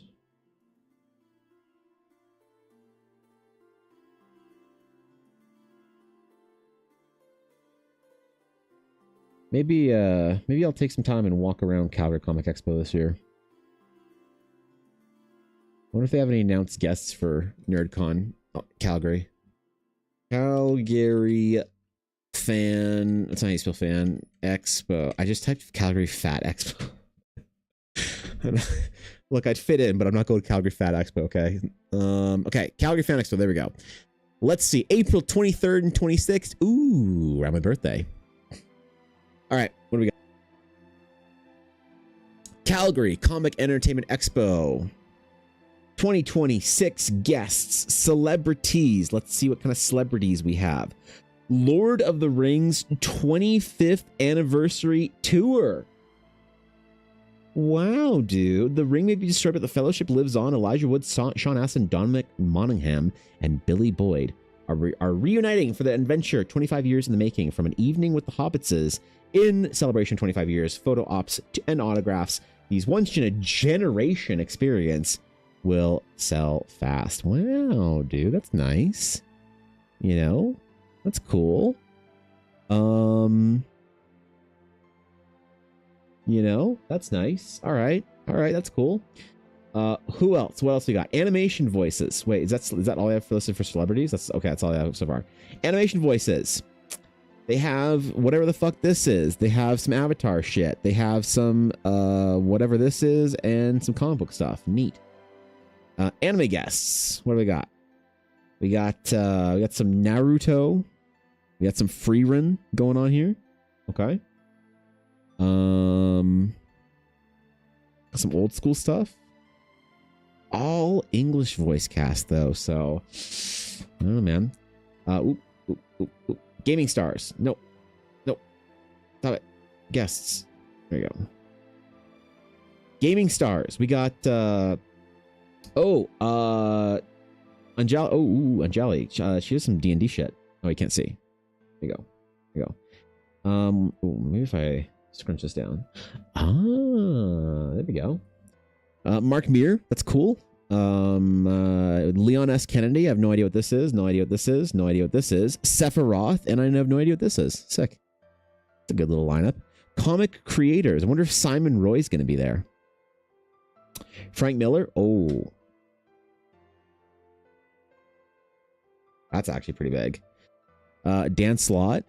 That's cool too. Jason Aaron. Okay. No idea who a bunch of these people are. Jim Zub. Old Zubby. I don't see, unfortunately, Simon Roy. What else I got? Cosplayers. Cosplayers. All right. Apparently there's no cosplayers. And suggest a guest. Okay, what do I got for attractions? Main events. What's the main event? Sign me up. Celebrity Q&As. Autographs. Photo ops. Anime. Welcome to your anime arena at Calgary Expo. You can meet voice actors, attend anime panels, and join in on anime cosplay meetups. Shop for unique memorabilia, attend anime themed parties, and more. Sci-fi, animation, gaming. Ready to level up? I love that somebody older than 37 wrote this. I love that they're giving elder millennials a chance to write things. Bringing the voices behind your fave video game characters to show for Q&A meet and greets. Wow. Artist Alley. That's me. Community groups. I do like the 501st is always there. The 501st is a good time. Also the Alberta Ghostbusters. Cosplay meetups, interactive kids zone. Burp your baby Grogu's and bring them to our kids. I can't. I can't with this fucking cringe shit. Okay. Fandom shopping galore. That's kind of all they have though. And endless selfie opportunities.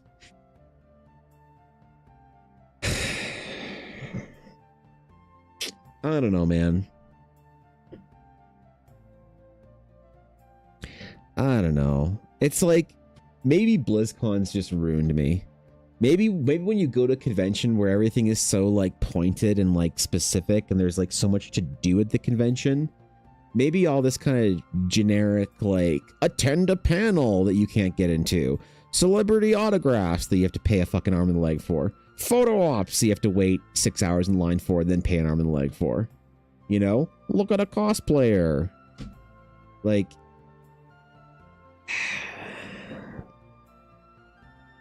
yeah, all right, cool, man. I mean, like, you know,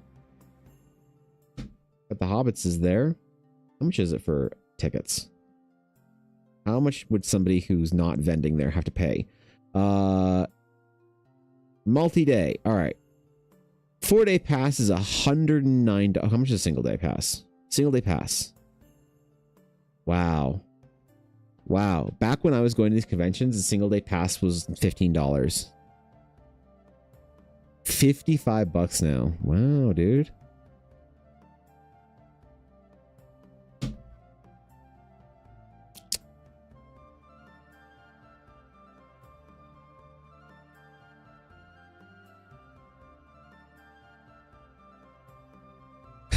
Maybe I've been in too long. Maybe I've like been a vendor for too long. Maybe I've just seen how the sausage is made for too long.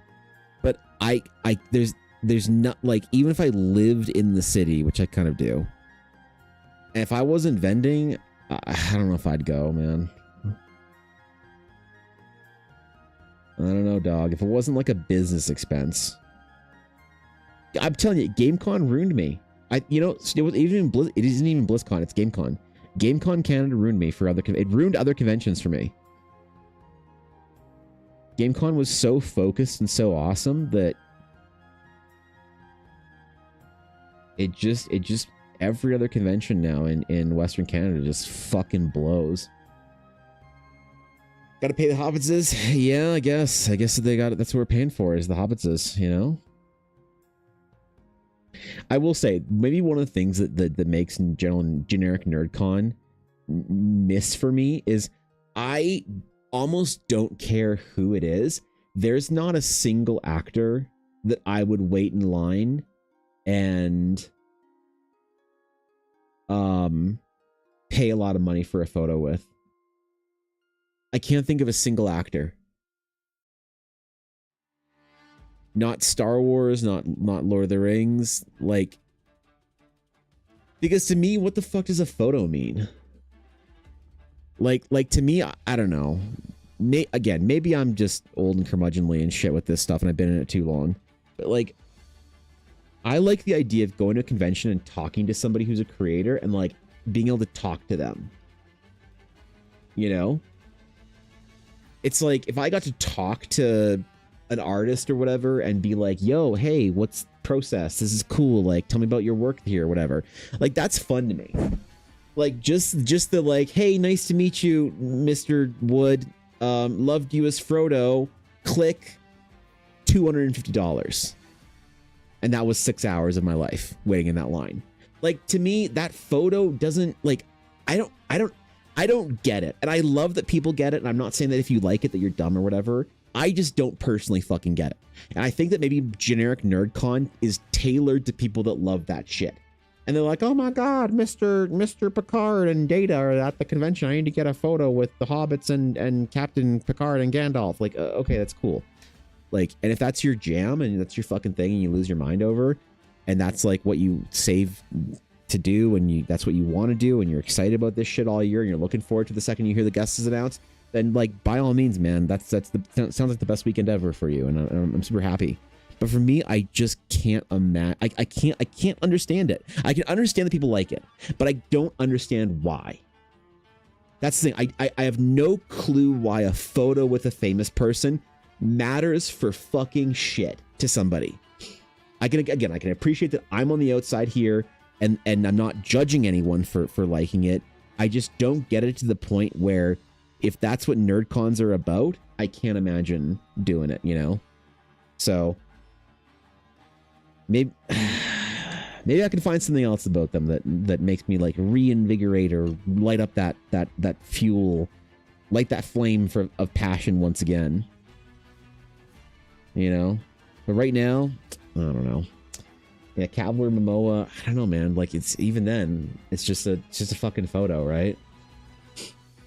Can't think of anyone I would want to wait in line to see. I find the whole concept weird. Yeah, I mean, like, maybe the idea of, like, I like the idea of having a photo with somebody to commemorate an experience. So, like, I took a photo of me and M from Blackwater, D&D. Because, like, I've known M for a long time now on Twitch, like, almost 5 years. And like Tim and Em and the rest of the crew are like their long-term, you know, peers on the platform, and that's cool, you know. But I got to talk to them and meet them. It's like, oh my god, it's good to see you. Em came up to the table, ran up and gave me the biggest hug, and it was like seeing friends that you've known for the longest time. It was great. I took a photo, love that photo, cherish it. The idea of just like meeting someone for less than 45 seconds and then taking a photo with them, I don't fucking get it, dude. Like, what's the point, you know? But again, it's lost on me, and I totally appreciate that that's lost on me and that I'm the weird one. And the conventions aren't meant for me, you know? And that's fair, but I want to figure out a way that they can be meant for me again, you know? Go to panel with Asterian's voice actor, people got asking questions and stuff. That's cool, I guess. Yeah, that's a little more my jam then. I see that. Who the fuck's Bob the World Builder? You went online for months waiting for Devon Art to release his cards. When he finally did, I used the kids' college fund to buy everything. Oh my god. Yeah, well, if her current opinion is who the fuck is Evan, Dark, at least she doesn't remember the terrible advice I gave then. So, ask a question or two as a result of the interaction. No regret spending $10 or $20. Getting a photo with Felicia Day, commemorating the experience of the day is on point. Yeah, maybe. I guess the thing is the creator then, the creator needs to be small enough that you could have a small interaction with them. Like, I really love one of the first and only people that I've ever like gone to a convention to see or get anything signed for or whatever, or had a photo with, is I have a photo with Tara Strong, I think is the voice actress that did Riku in Final Fantasy. And so my friends Ella and my friends John and Yavuz and I went and got our Final Fantasy 10 and 10-2 signed by her at one convention. By the way, we had no idea. I've told the story before that we had no idea that she was a My Little Pony voice actress. We didn't realize while we were in line with a whole bunch of fucking adult freaks that were all dressed up in onesies and shit. You know, lovely crowd, but kind of weird when you're in line with them and you don't realize what's going on. Anyway, I mean, post Brony, I think we're allowed to have a pretty hard opinion on the Bronies, but that's a whole different conversation. We had no idea that so I got to talk to her a little bit. We got to ask her about voice acting. She was super excited to talk to us about Final Fantasy because no one wanted to talk about Final Fantasy. So that was fun, I guess. Yeah, I was a little like, yo, hey, can I get a photo? And click, cool. We had an interaction. A lot of what I see the modern sort of like photo ops are is just they try and get like, you know, a person per minute in there, 60 photos per hour kind of thing. And it's just like,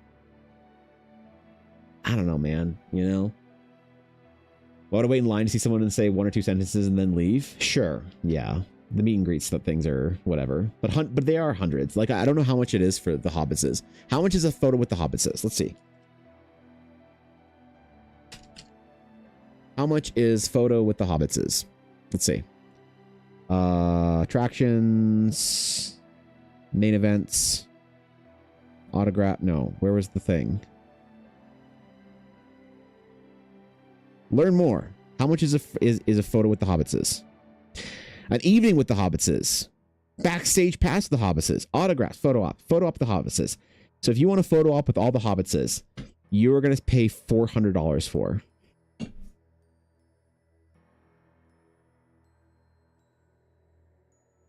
Like, and you have to wait in line because there's no timing, whatever. It's just like time slots. People were really mad about that at Edmonton Expo because the Hobbitses were at Edmonton, you know. So it's $400 to take a picture with the Hobbitses to say, "Hey guys, love your work so much." Smile, click. Okay, hey, just want to say that I really, and then someone's pushing you off to the side. And you're like, I really loved you in the weird movie you did where you were naked, Elijah. You know, and then you get like shoved off or whatever. So, why is Sean Astin cheaper than Elijah Wood? Because no one likes fat hobbitses. Everyone only wants primary ring bearers. Okay? Fucking potato ass smelling gardeners. Get out of here with that shit. All right? People only want hot, blue-eyed primary ring bearers, Nix. That's why. That's fucking why, man. Yeah, $400, you know? 3-day pass is $15. Share table in Artist Alley is $20. Hotel for the weekend was like $125. What year was that? Lost? Oh my god, bro. Yeah. In the con, you can make money if you have lots of prints or take commissions. Sure, yeah. I mean, I don't know how much our table is for. I think our table for the weekend for Calgary or for Edmonton Expo was like what, $400? I think for Ellen. No, was it? I think it was 2 Artist Alley tables for Edmonton Expo. Oh god, am I even allowed? I should be allowed to talk about it, right? I don't know. It's like when you think about how much badges are, you're like, oh, that's actually not a bad idea. You know, to just get a table there or whatever, right? So, yeah. Used to be actors showed up for free at conventions. I think it was Star Wars convention in San Francisco in the late 80s where they had thousands of people waiting in line for autographs. Oh my god, really? Shatner's agent who said they're doing this for a few $100s. Damn. Yeah, I remember I was the first time I've only ever paid for an actor's signature once. And I didn't realize this was like a thing, you know? I didn't realize you had to like pay for this stuff for photos or signatures or whatever. So I went to a convention. I went to the Calgary Comic Expo when it was called Calgary Comic Expo back when I was like in high school, maybe junior high. Yeah, high school, I think. I was really young. I was a little like 14, 15-year-old peepo. And my mom's favorite character on Star Trek Voyager was the Doctor. It was Robert Picardo. And so I told her that I would get a photo from Mr. Picardo. And I get a signed photo of him. And I go up to the table and I'm like, oh, I'll buy a photo or whatever, and I'll bring it back to my mom, and it'll be cool, it'll be fun, like, you know, and she'll have a photo of the Doctor. And I get up there and I have no idea how much this is going to cost. So I think I brought like $50 with me for the weekend. You know? Was he really rude? A little. Yeah, he was kind of rude. he was kind of an asshole, actually. But I remember that I got up there and I was like, I have like 50 or $100 for the weekend. And he ended up, he was like doing it himself, and he was like, you know, hey there, what kind of photo do you want, or what photo do you want? And I'm like, oh, let me look. And he's like trying to rush me along or whatever. This is the whole thing. But I ended up buying the photo was like $30, and I think the signature was $30. And I was like, oh shoot, I think I only have 50. I'll just get the photo then. Thank you. And he like kind of rolled his eyes. He's like, oh god, just take the 50. And then he just like signed it. He was all upset about it or shit. And I was just like, I can't believe I just spent all my money on one signed photo. What the fuck? I thought that was gonna cost me $10, man. Ugh, god. I didn't realize it was so expensive, man. And apparently that's the standard, dude. People pay a lot of money to get signed photos. You know? I had no idea what the meta was like. It was upsetting. It was upsetting. Maybe never want to get another photo from a Star Trek cast member ever again. Neelix, get out of here. You get your weird fucking hair out of here, Neelix.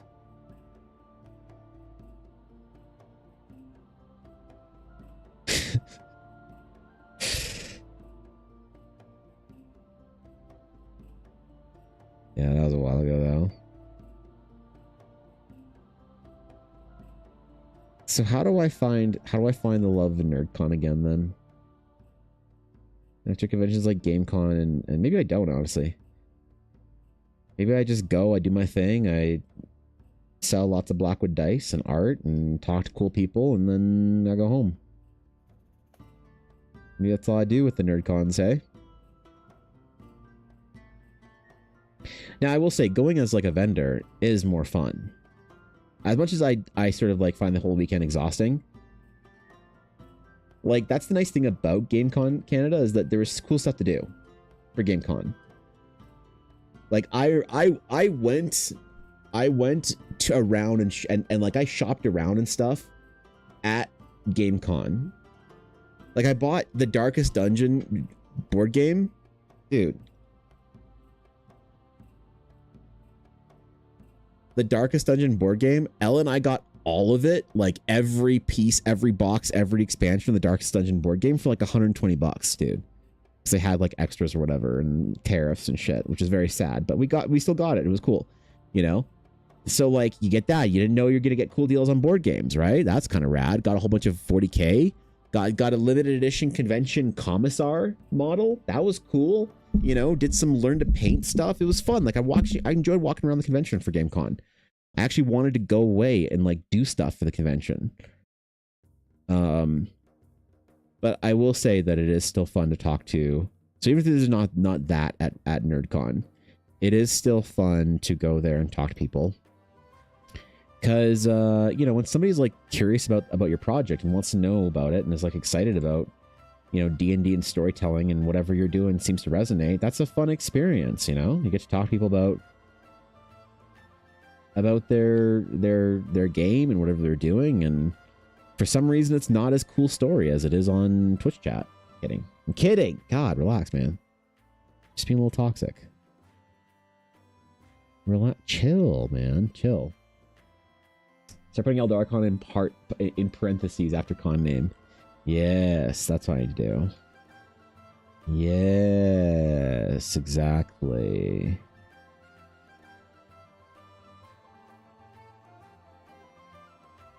Well, I think that like, so there's a couple of different contenders for an unofficial Eldarcon in Canada. One of them might be even ArdCon. Because ArdCon is such a small convention. It's so pointed and it's so good.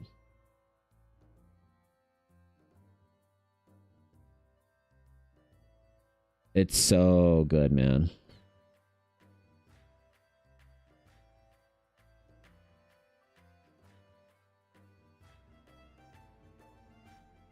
But I don't know. They got their own thing going on there, so telling people that I'm going to be at that event and doing a little mini game or something like that might not work. I'm sure Sean would be cool with it and be excited about it, but yeah, I just don't know. I don't know, man. GameCon would be a cool thing to get people to come up for. GameCon's a great event. Probably the best. Timing this year might work out a little bit weird, though. There is a small % chance that, like, Ella or I or whatever, GameCon will be a little bit weird for us. To figure that out.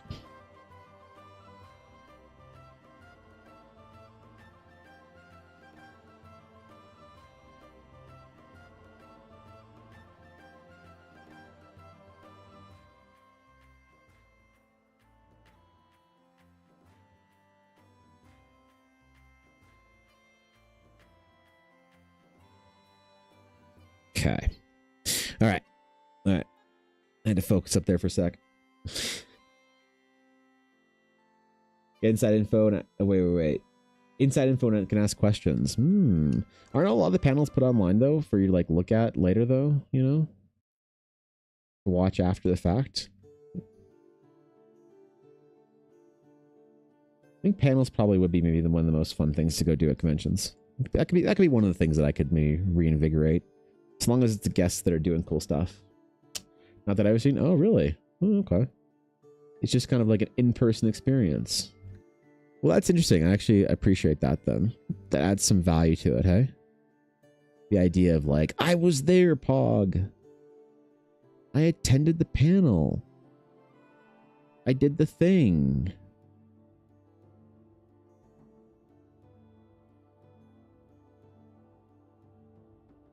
I can see that being more fun then.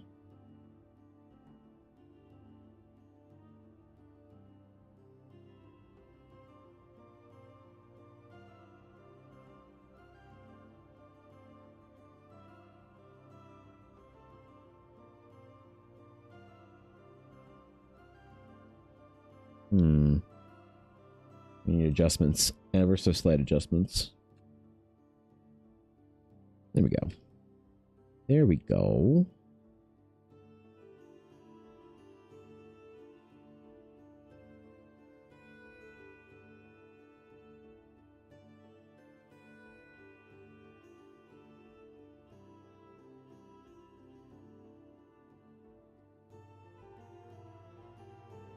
Okay. I wonder if I should try my printer again. See if it works out. See if it knows what's up. Go grab a water and then come back and see if my printer's behaving. Actually, you know what? I'm gonna turn it on and see if it can think about what it's done. Maybe being off for long enough has cleared out whatever cache of something or another it's having an issue with. And then I'll go grab a new water and do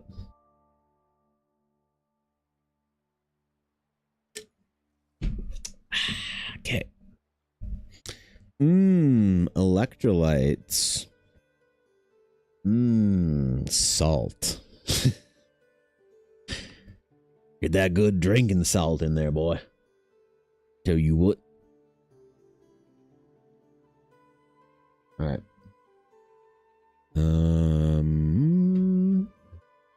Oh, wait. It's making noise. It's making good noise.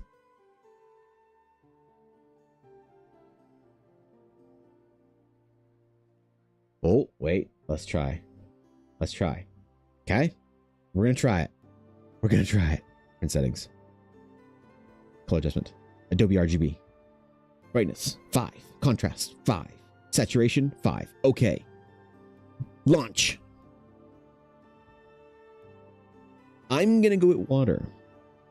When I get back, there's going to be printer motion happening. It's going to be dope. We're going to celebrate it. If there's not, there's going to be a problem.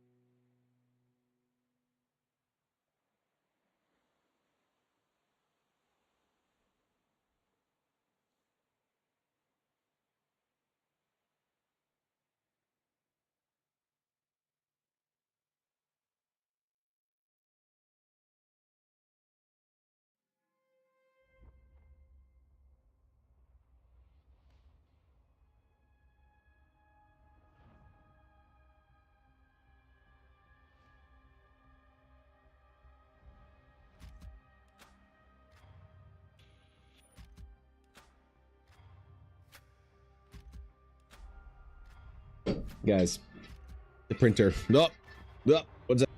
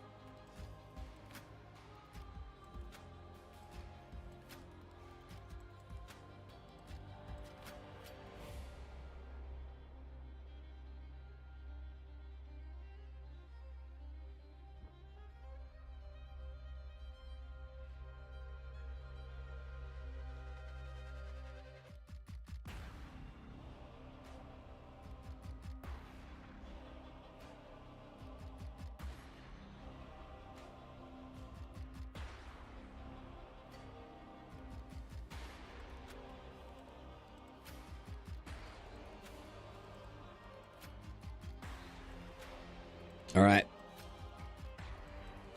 The printer is not printing. I expected to go downstairs, get a water, and arrive to see my printer printing. It is not. This is very distressing for me. I'll have you know. This is a trying time for Electronic Blur Arts. And I am as shaken as I am displeased. And I'm very shaken. Or no, I'm very displeased. That means I'm very shaken. I'm so shaken, I'm so displeased that I've even contemplated playing Dragon Age Veilguard. No, I'm just kidding. I'm not that desperate. I'm not that down, you know, sad. But, you know, it's almost that bad. To think I won't be able to do any printing until after stream. To think there'll be no Realms of Eldar trading cards hot off the press in the middle of stream. To think I'll do it in the seclusion of my my office studio in the dark hours of the evening, away from prying eyes, away from the excitement of the Dragon's Claim, all alone. And yet somehow, I'm sure everyone besides me will get over it. Unfortunately, it's the way it usually works, so, yeah. Yeah.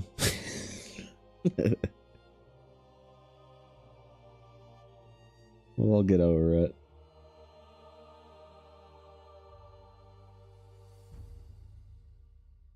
Alright, cool ear studs, let's go.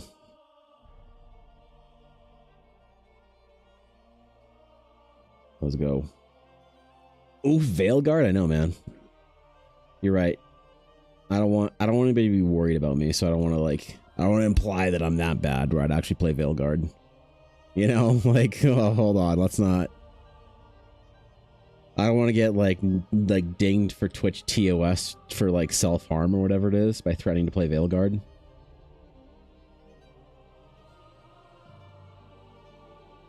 Oof. Oof.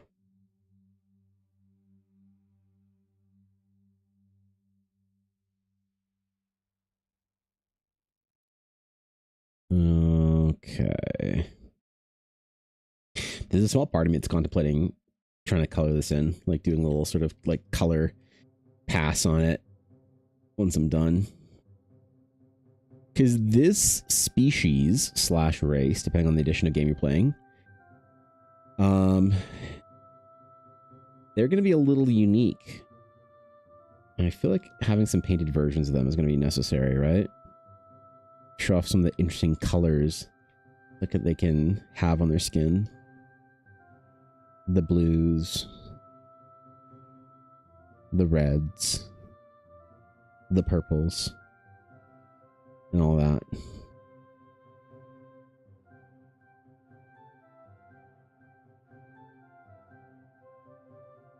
Who's this person? A character for this story. Character for the narrative, but also going to be using the art as an example of one of Sabine Kernam's species. So, day question mark. I still love your art style. Oh man, I appreciate that. Thank you. Thank you, Segment. Hope you're doing well. Hope you're straight chilling, enjoying the weekend. Evan, it's Thursday. Shut up. We're weekending early this week, okay? Listen, I've got a convention I gotta do on the weekend, so today and tomorrow are my break.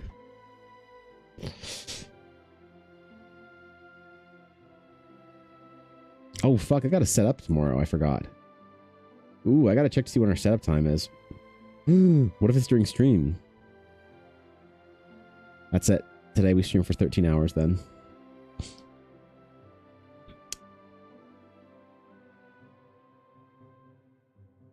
That's what we'll do. Compensate. Have a weekly quota or something that I need to hit. There we go. That's what it is. 4:30. God damn it. That's right. Let's take this as a long weekend. Yes. Yes. Exactly. Exactly. That's what I like. There you go.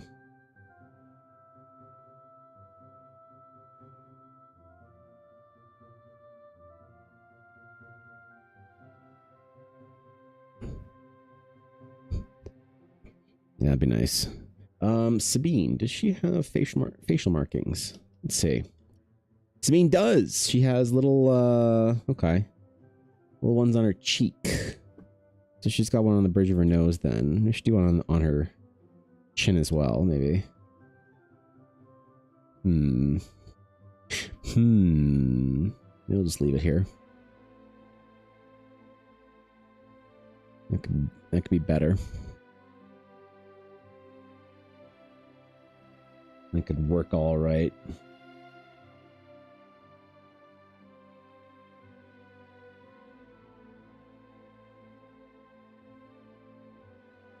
Man, I really want to have some cards ready for this weekend, but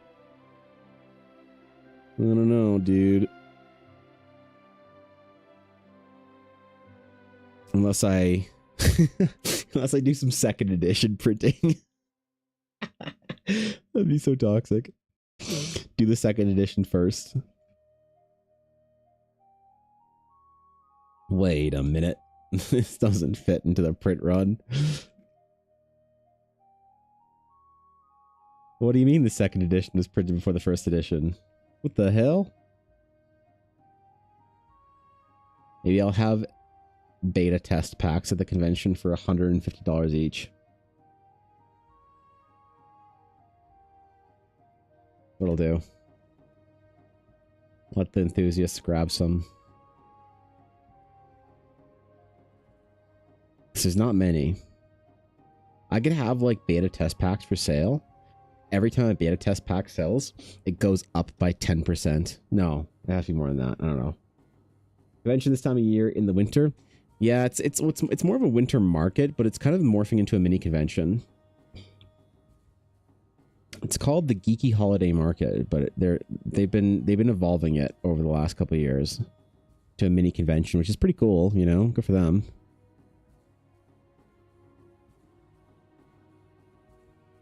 I guess.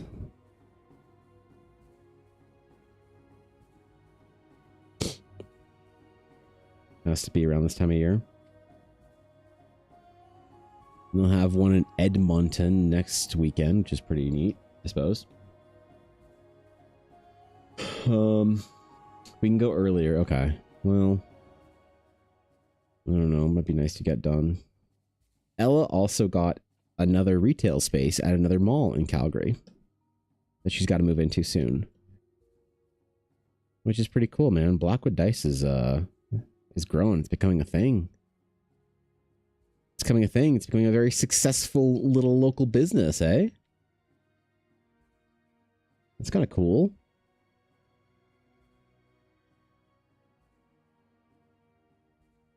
We should give him forehead designs as well. I don't know. Little angry eyebrow tattoos. That'd be cute.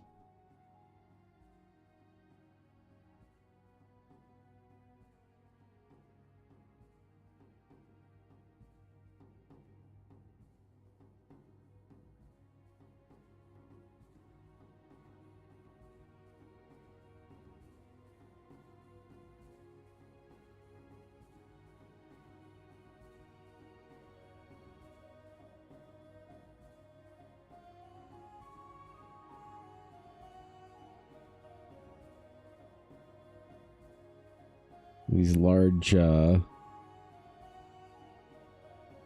Novalian eccentric hairstyles need to calm down though, I think. How am I gonna make cosplayer friendly characters?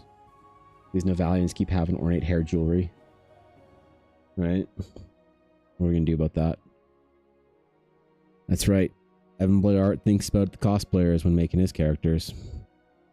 Now, to be fair, no one's ever put a serious effort into cosplaying a Realms of Eldara character.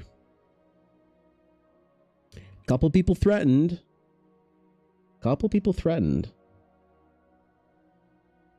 Right? But no one's really put the full effort into it yet. So I've got to make something that's irresistible to cosplayers.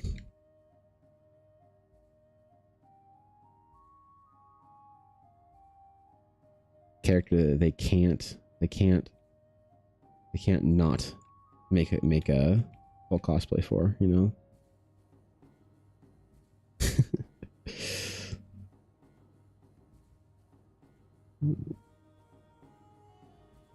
Okay, so for a little jewelry here,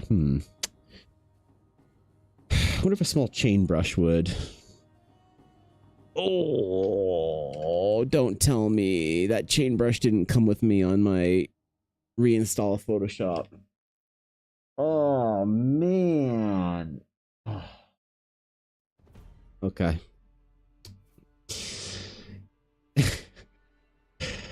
Okay. That's fine. Sometimes you get got, man. Sometimes it works out that way.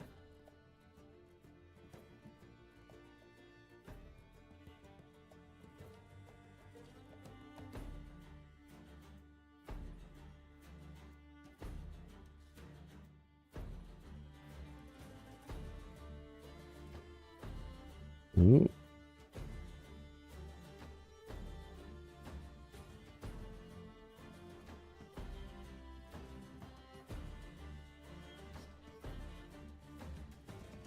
So, when in doubt, cheaty pants it out.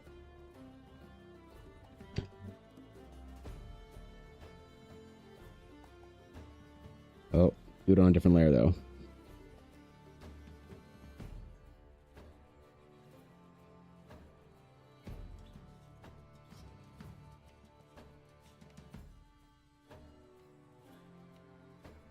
Let's see how this works.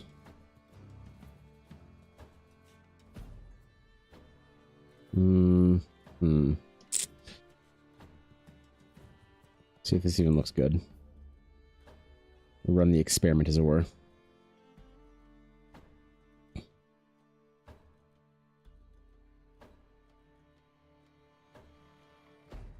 Oh, actually, before we do that, let's do a little connector.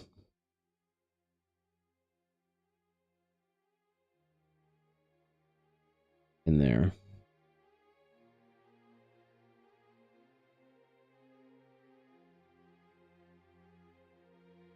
Yeah, this looks.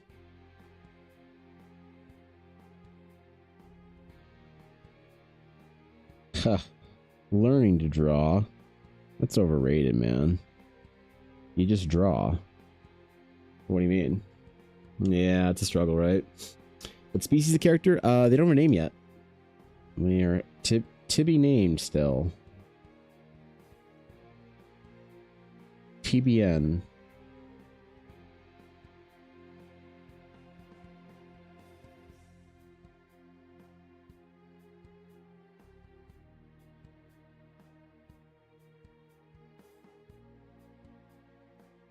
It works. Okay.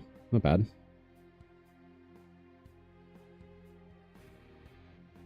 Not bad. Okay.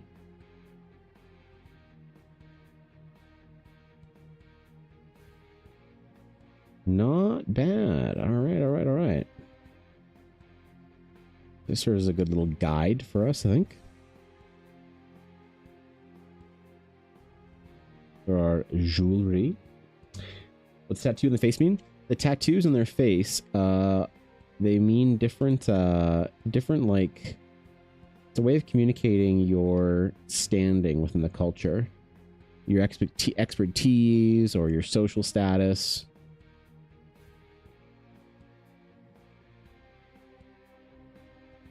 Or your family lineage. Basically, whatever you want to have communicated about yourself is common for them to have these facial markings.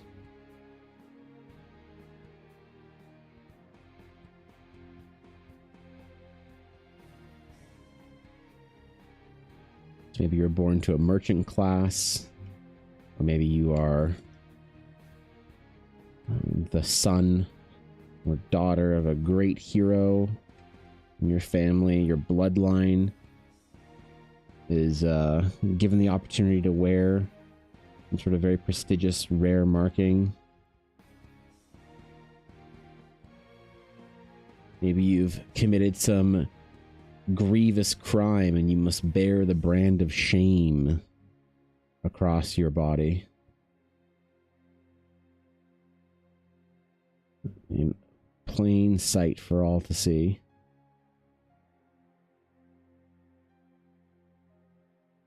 They're a kind of arcane tattoo. Doesn't actually pierce the flesh when you get the tattoo process done. It's painless. So they apply the markings onto young children, even, depending on. They can be redone later. They're permanent, but they can be dissolved and remade, depending on the status of your achievements in your life. You can earn different markings, things like that. So, sort of like how the dragon folk in the Shattered Sea, they carry coins to represent their achievements, as Thorkin was asking about yesterday. And now the hair ornamentation, that is because she is from Novalia. So we're sort of mixing and matching cultures a little bit right now. So she is a part of whatever this species / race is, which is an important part of her ancestry. But she is also a lady of Novalia, so she has certain, you know, kind of like where's your family from versus where you grew up. And that mixture being something that's kind of unique to you.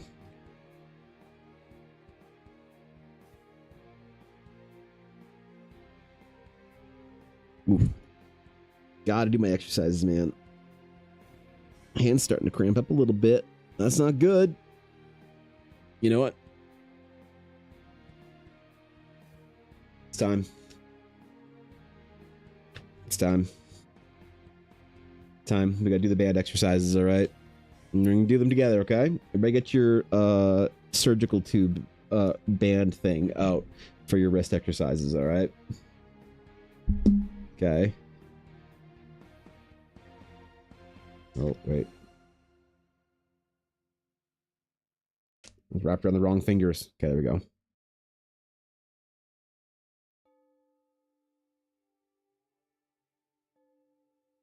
Remember, we're all doing these 5 days a week.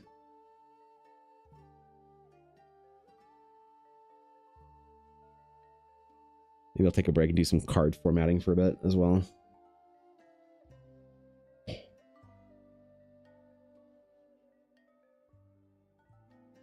It's amazing how much of a burn to pump that gives your forearm in like very few motions.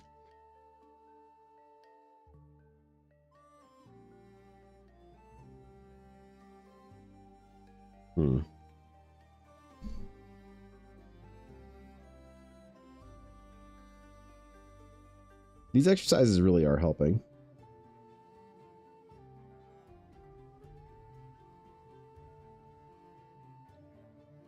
Stretches are good, but the exercises are making a big difference. The physio that I go to, he's pretty cool. He's like one of the head physio dudes for Canada ski cross team, which if you're Canadian, you know all about that.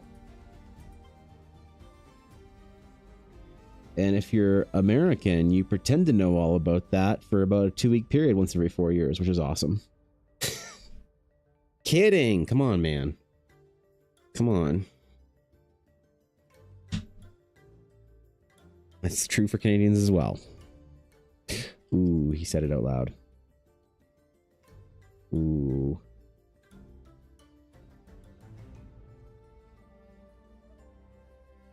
Yeah, about that.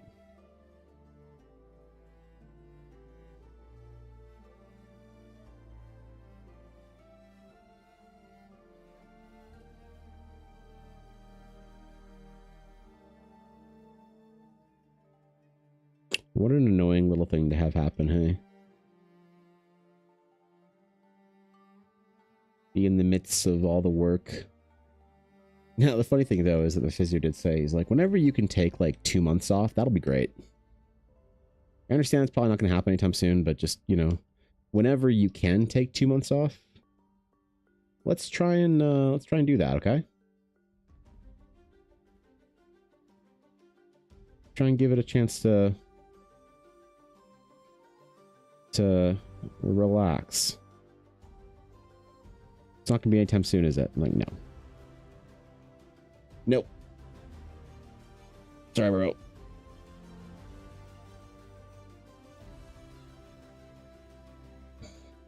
Two months though, yikes, right?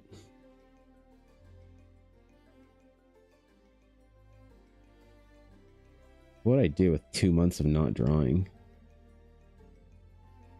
That's like, dude, 2 months. I mean, that's like, that'd be like I stop drawing today and I don't pick up my pen again for until what? January. Ugh.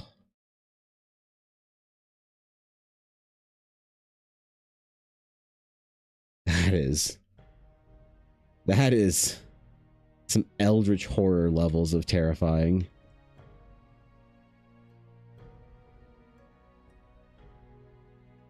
Straight into your soul, you know?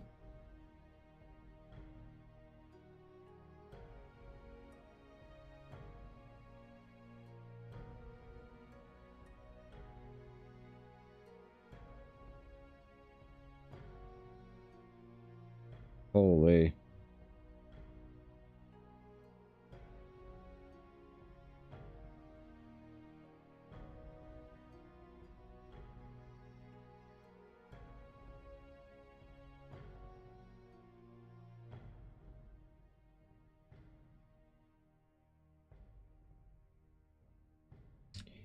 All right, let's put a pin in this and work on some cards for a little bit.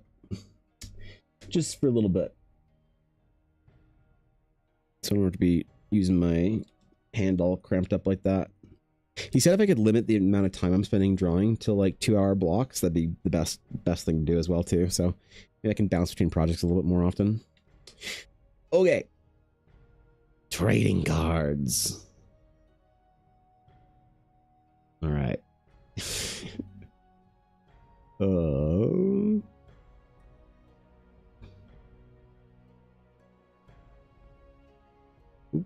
That's not it.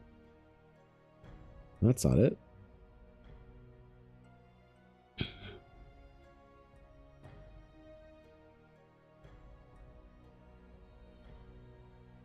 That's a big file. That, it had to think about that. Oh my god. Holy, it had to do some considerations there. It went in the tank. Good god, man. All right, so let's finalize our rare slots, I think, today. Let's do that. That'd be fun.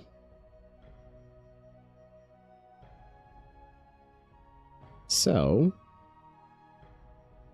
our rare slots had one little problem with them. Okay?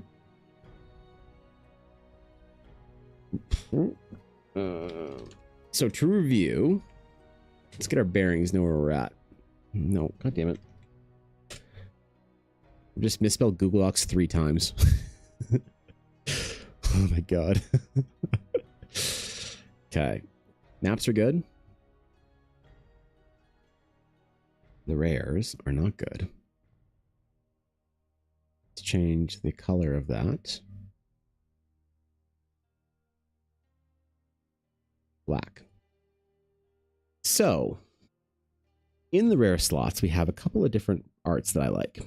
We have number 31 is Amelia Hearthwood.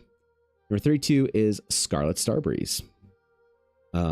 Master of the Masa'an Temple and Lord Commander of the Growlhammer. Number 33 is Ella Blackwood, Hero of the West. Number 34 is Charlotte Swati Astari Knight. Number 35 is Novalia Eldari Runes, the runes of the old orders. Number 36 is Runa Knight Errant. This one needs to be redone. Number 37 is the Emporium, otherwise known as the Wandering Merchant. Number 38 is the Geminos Hunters, Protectors of the Valley. And number 39 is Master Lalaha Moral Astari Lore Keeper. Of course, the same species that we were working on today. And then number 40 is the Dragons of Legends. So we are going to swap out Runa as a secret rare. Okay. Which means we need to find a different rare for number 36. And a different piece of art, a different thing altogether. And I think I have just the piece. Just the piece of art for it. Runa's cool? Exactly. That's why Runa's getting special treatment. And becoming a secret rare. Our Horizon Ring.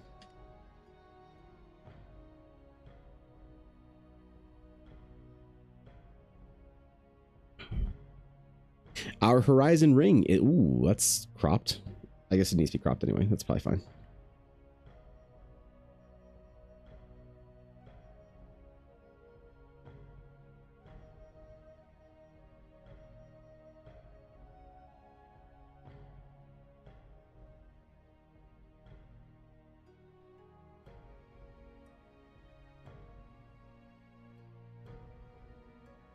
That's a beautiful card. Holy.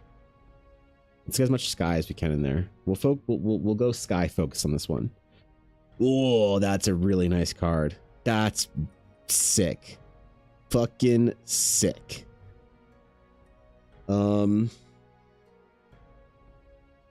Horizon. Shattered. Sea. Eldar Eye Rings.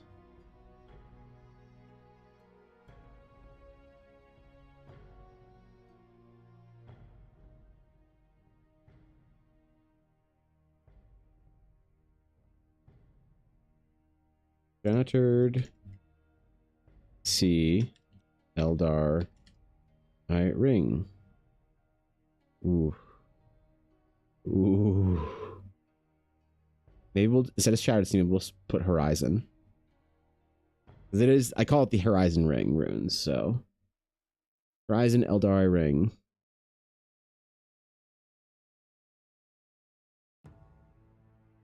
Portal to the first adventure. Portal to the first adventure. Perfect. Perfect. That's a great card, dude. That's a phenomenal card. Horizon. Ooh. There we go. Horizon Eldari Ring. So number 36 is now our Horizon Eldari Ring.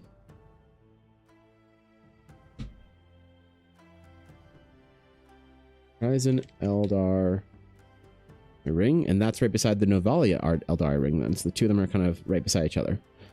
In the middle. There's in the Emporium. 38 is the General's Hunters. 39, I got it out of my list, is Lalaha Moral. And then number 40 are the Dragons of Legends. Dragons of Legend. So our entire 10 rare slot then, which we printed to 20 or 25, somewhere around there, I forget exactly, is going to be Amelia Hearthwood. Scarlet Starbreeze, 32.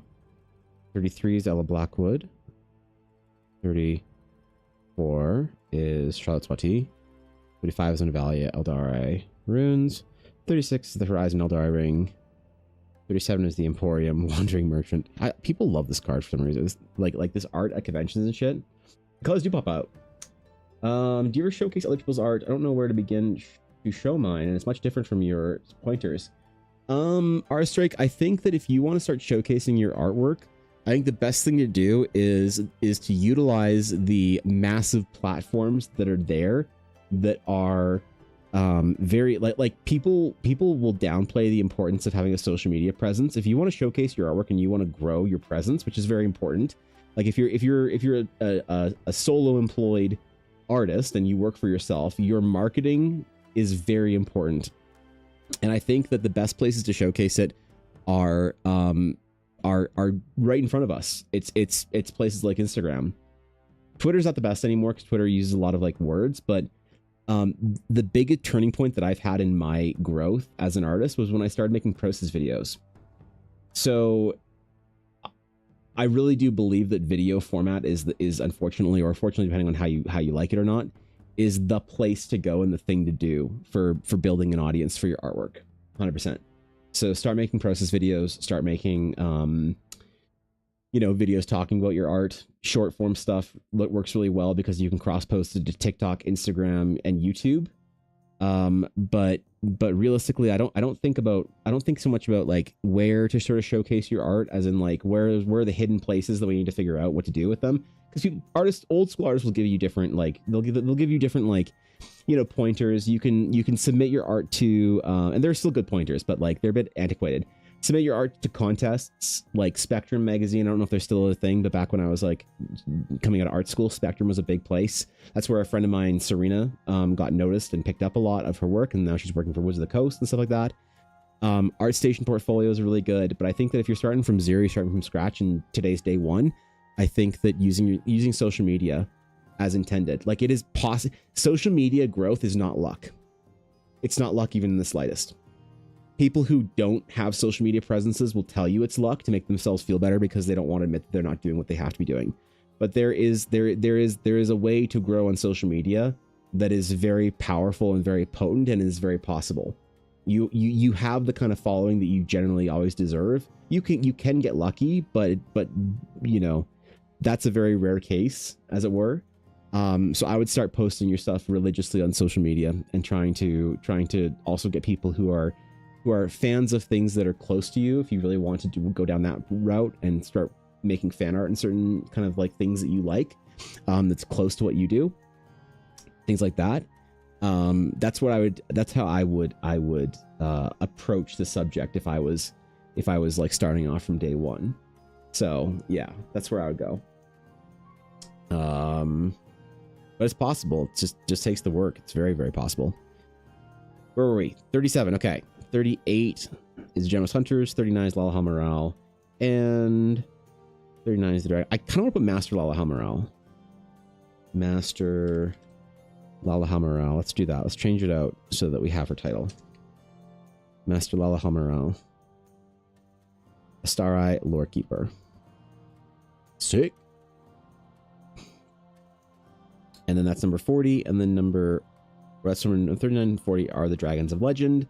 The World Shapers from Northmark, which is a cool little tag, I think, for them. For the Dragons of Legend.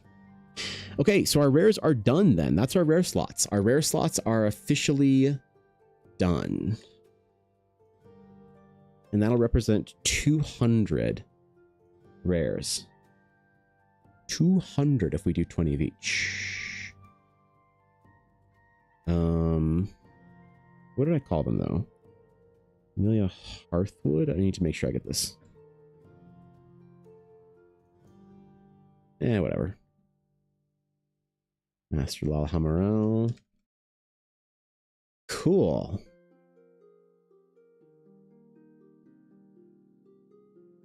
That's to green now. Epics to 5. All right. Epics are the next one that we need to have set out so we can do some print run stuff.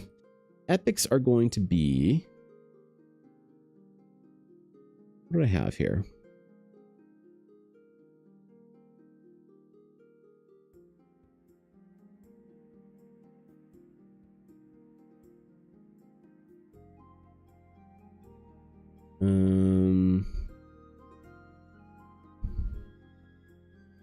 Okay.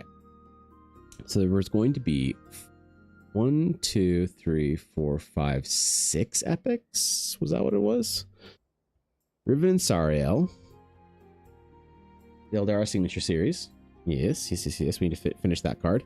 The Dragon's Flame Seal. Yes. The Dragon's Folk Legacy Concept. We need to finish that one too. The Narya postcard. We need to finish that one. Okay. And then we have our dragon. Ooh, that's right. Our full art dragon. And our Astral Sage Relic. This one I'm really excited about because I now have the card stock to do this. I now have the card stock to do this.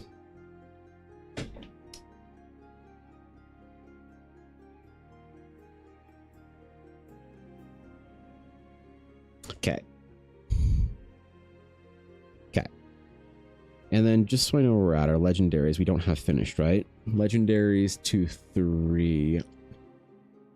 1, 2, 3, 4, 5, 6, 7. What's not supposed to be 7? There's the Amelia Ella sign card. Yeah. There's the Charlotte Scarlet sign card. There's the full art Amelia and the full art Ella. Could also do the full art Scarlet Starbreeze and Charlotte. There's also going to be then the artifacts to which are the one of ones. Now those aren't going to necessarily be sketch cards, I don't think.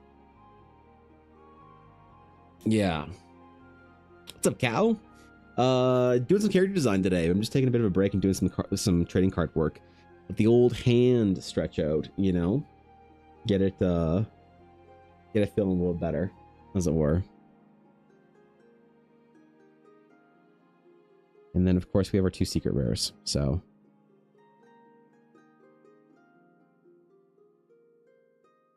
secret rares.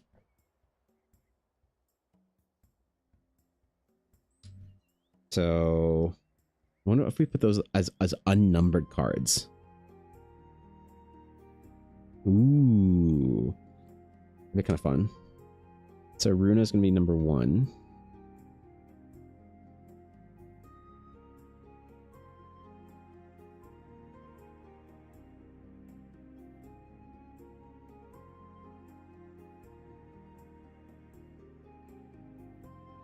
So I need to have a border in them there for them.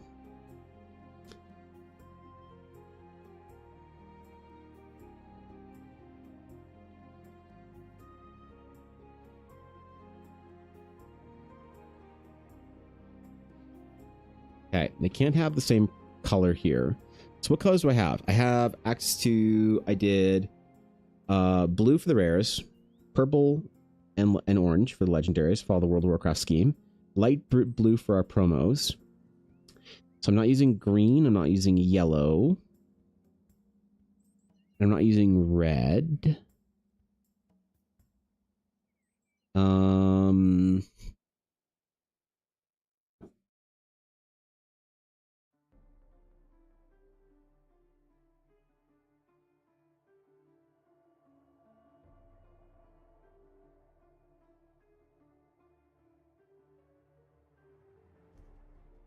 Secret rare.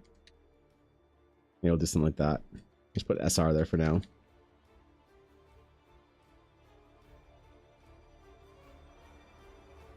Put it at little SR there for now. Okay.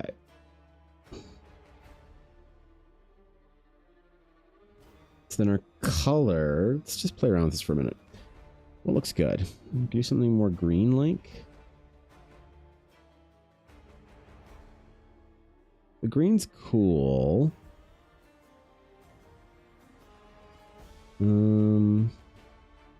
Red would be interesting, hey?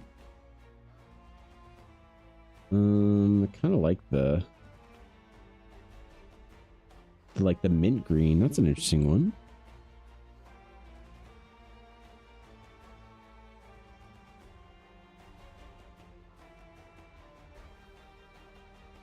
Let's try that for now.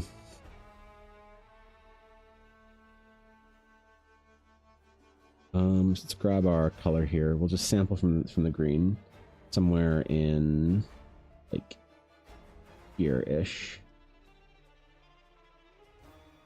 Would it have a holograph effect on the card? No.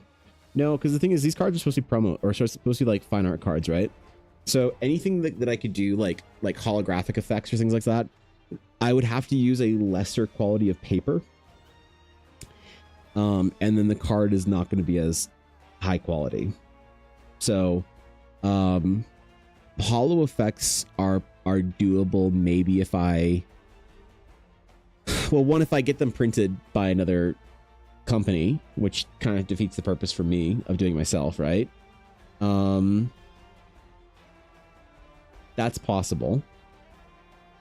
But also in addition, maybe if I find a different holo potential pattern, like I can, gosh, in theory, I could try with this paper.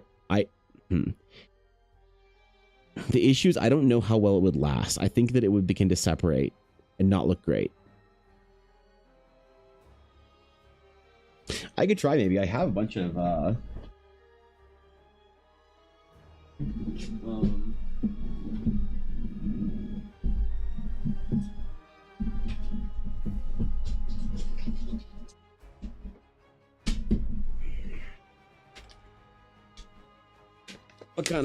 what kind of holo patterning shit do I have? What kind of foiling effects?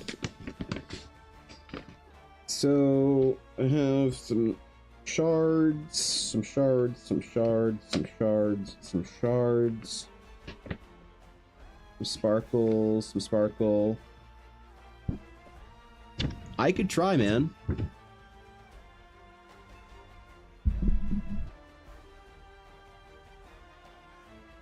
I don't think that. I think I'd have to use a perfectly smooth finished cardstock. I don't think that this will work with my fine art paper.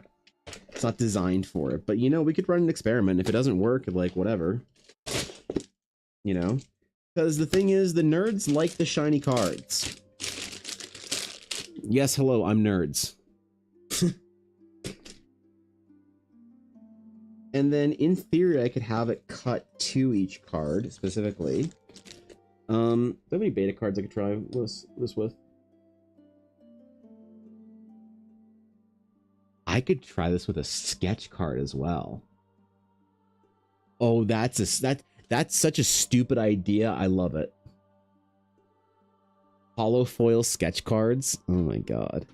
Now this isn't the best holo foiling whatever stuff. This is just like a shimmer that goes on top of it.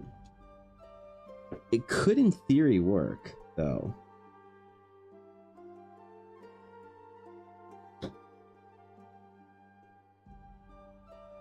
Could try it. Let's see. Oh, jeez. All right.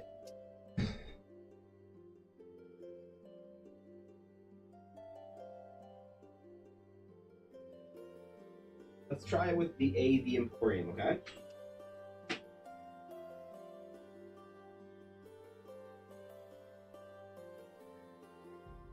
Let's see how the Emporium likes it. Because this is the like same stuff that I use for my stickers whenever I print them myself. Scissors at?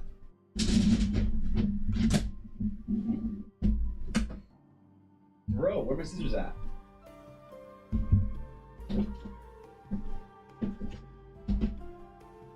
Where'd you guys put them? There. Found them. Found them. We're good. Yep.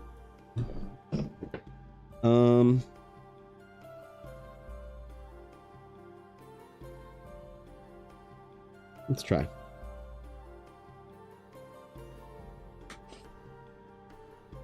Okay, this is not the way you're supposed to be doing this. But you know what? We're running experiments today. Okay. This is a Alpha Emporium. Okay. One of only 5 in existence or some shit. I don't know. Let's try.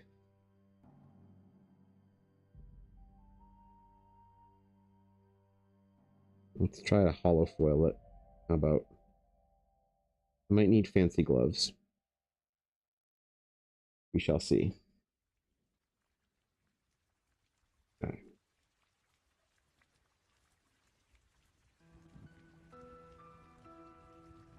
All right. Is stuck down.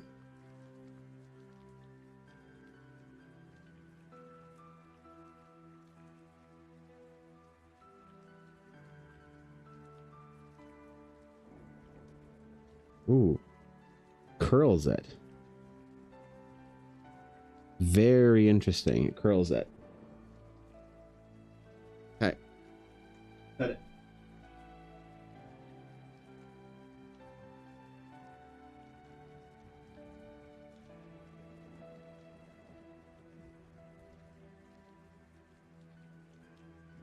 Guys, it might be working.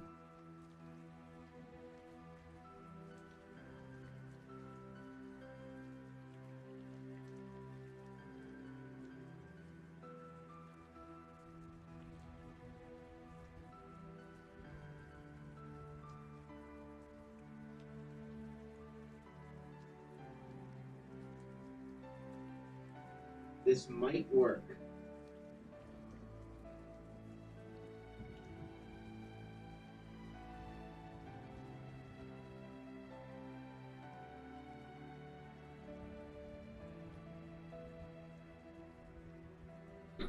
Okay.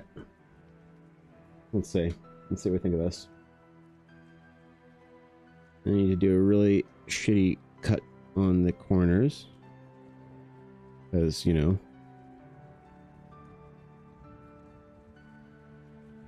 I'd have to figure out how to do this well. You know what I have to do? Maybe have them be like proper hard corners. This will work as a test just to see if it works, if it looks good or not.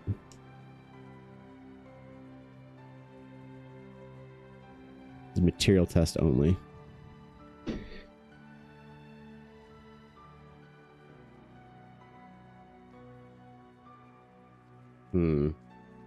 That sure took on a lot of scratches. There it is. There's the Hollow Emporium. What do you think?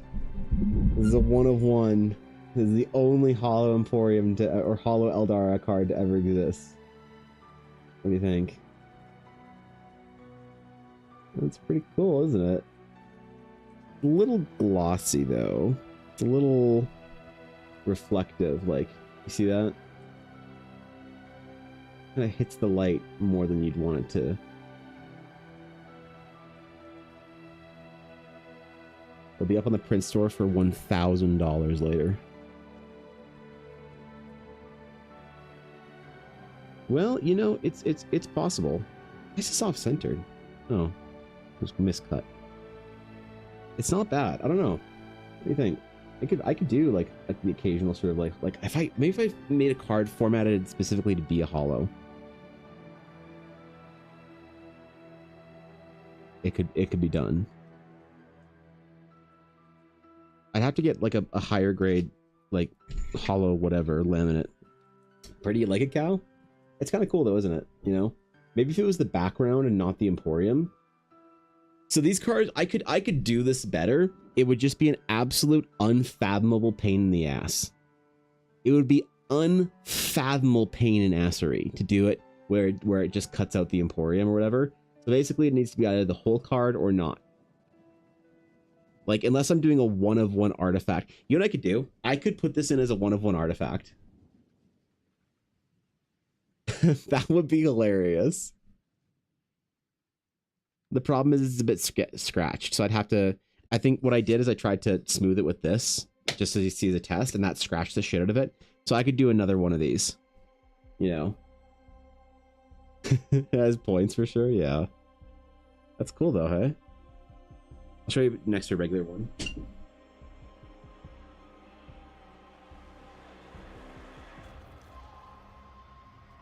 But hey, it seems to be sticking okay. But that's the regular Emporium versus the... You know, so you definitely lose some stuff on it. You definitely lose some detail. The light getting through is a little bit hard. I don't know if a brighter card would make much of a difference. Like I could try one of the bright landscapes. and I bet you'd see more. But I think that the darker cards are where I like the look of the foiling more. You get like more of the pattern in it. So definitely something I could try, especially then if I like mounted it as well to one of these boards and did a really thick card, because it is, you see, that's kind of like the hollow foiling is like pulling it up a bit. So I mounted it to illustration board.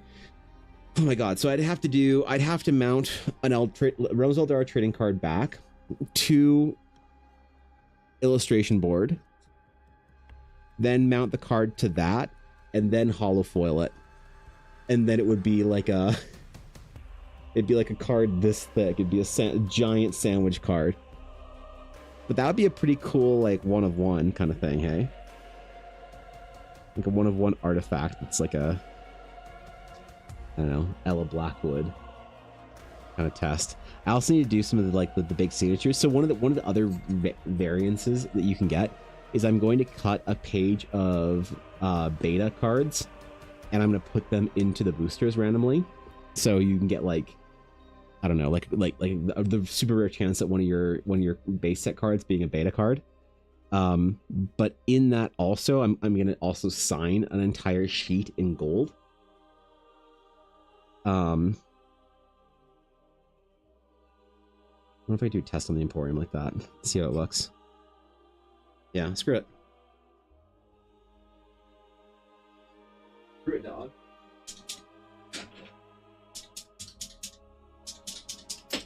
Oh my god. Oh my god, the cat.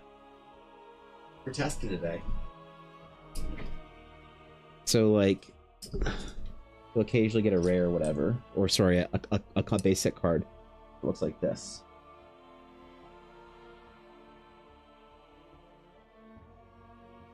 Oh my god. Hot press signs so well. Holy shit.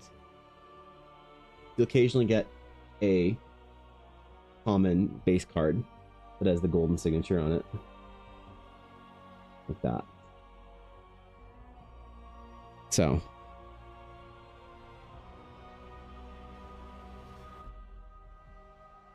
So some of the variances, right? Really kind of cool. The hollow foil versus the gold signature. Because this paint pen is a pigment ink metallic paint. It smells crazy. So it definitely can work like that. I'm shocked. I did not think that it would sign so well. You know what's wild though? Is signing this paper with ink on it or pigment on it feels way smoother than signing like the back of it without. And you might think, well, it has ink on it. That makes sense. Not this kind of ink. This is like a... No, it does make sense because it's a pigment, not a dye. That's why the texture is slightly different.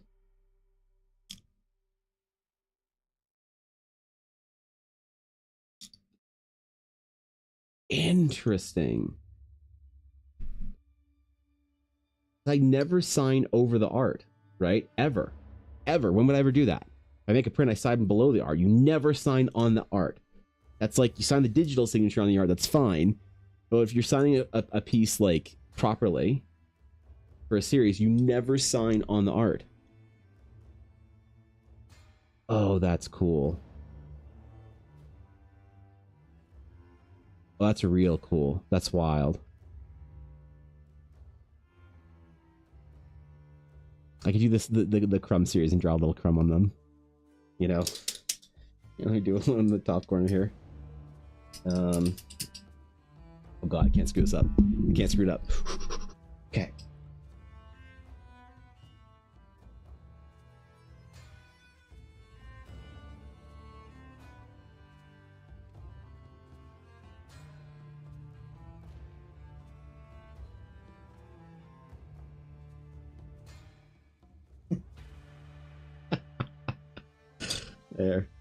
There's the crumb. There it is. The gold pen signed with the crumb on it. There we go.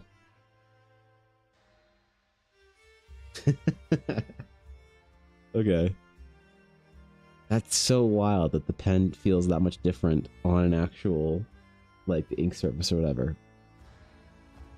I'm mind blown right now, I'll admit. I'm a little mind blown. So if I were to do, oh man, like anything with this sheet on it, I wonder if I can get a different type of hollow foil laminate stuff or whatever. Because from my understanding of hollow foil cards, is they're printed on a foil back. And then they have the sheet applied over it with the pattern on it. It's a double print kind of thing. And that's why you can't replicate them that easily. So I definitely have to figure something out with that.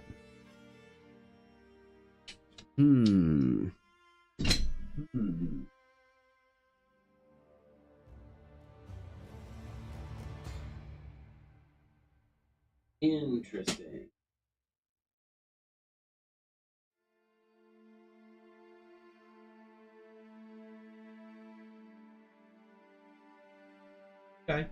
Okay. We have ideas. We have plans. We can plot here. Where the fuck my headphones go? Here we go. Ooh. Titan trading cards and stuff for mailing. Yeah, dude. Trying stuff for the release. Oh, geez, little variances and whatnot. Because I was going to Sleege and start printing the first print run today while I was streaming. It's gonna be a big thing. We're like, oh shit, look, it's gonna be the first print run.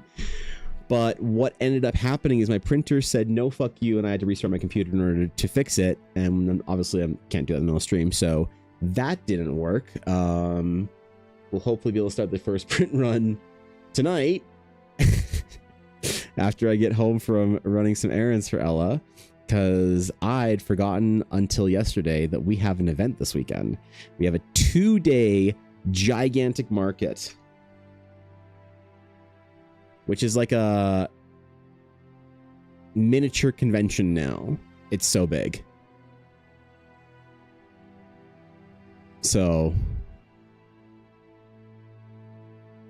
when is that? Yeah, okay. This weekend, right? This weekend. November 15th and 16th. Fuck.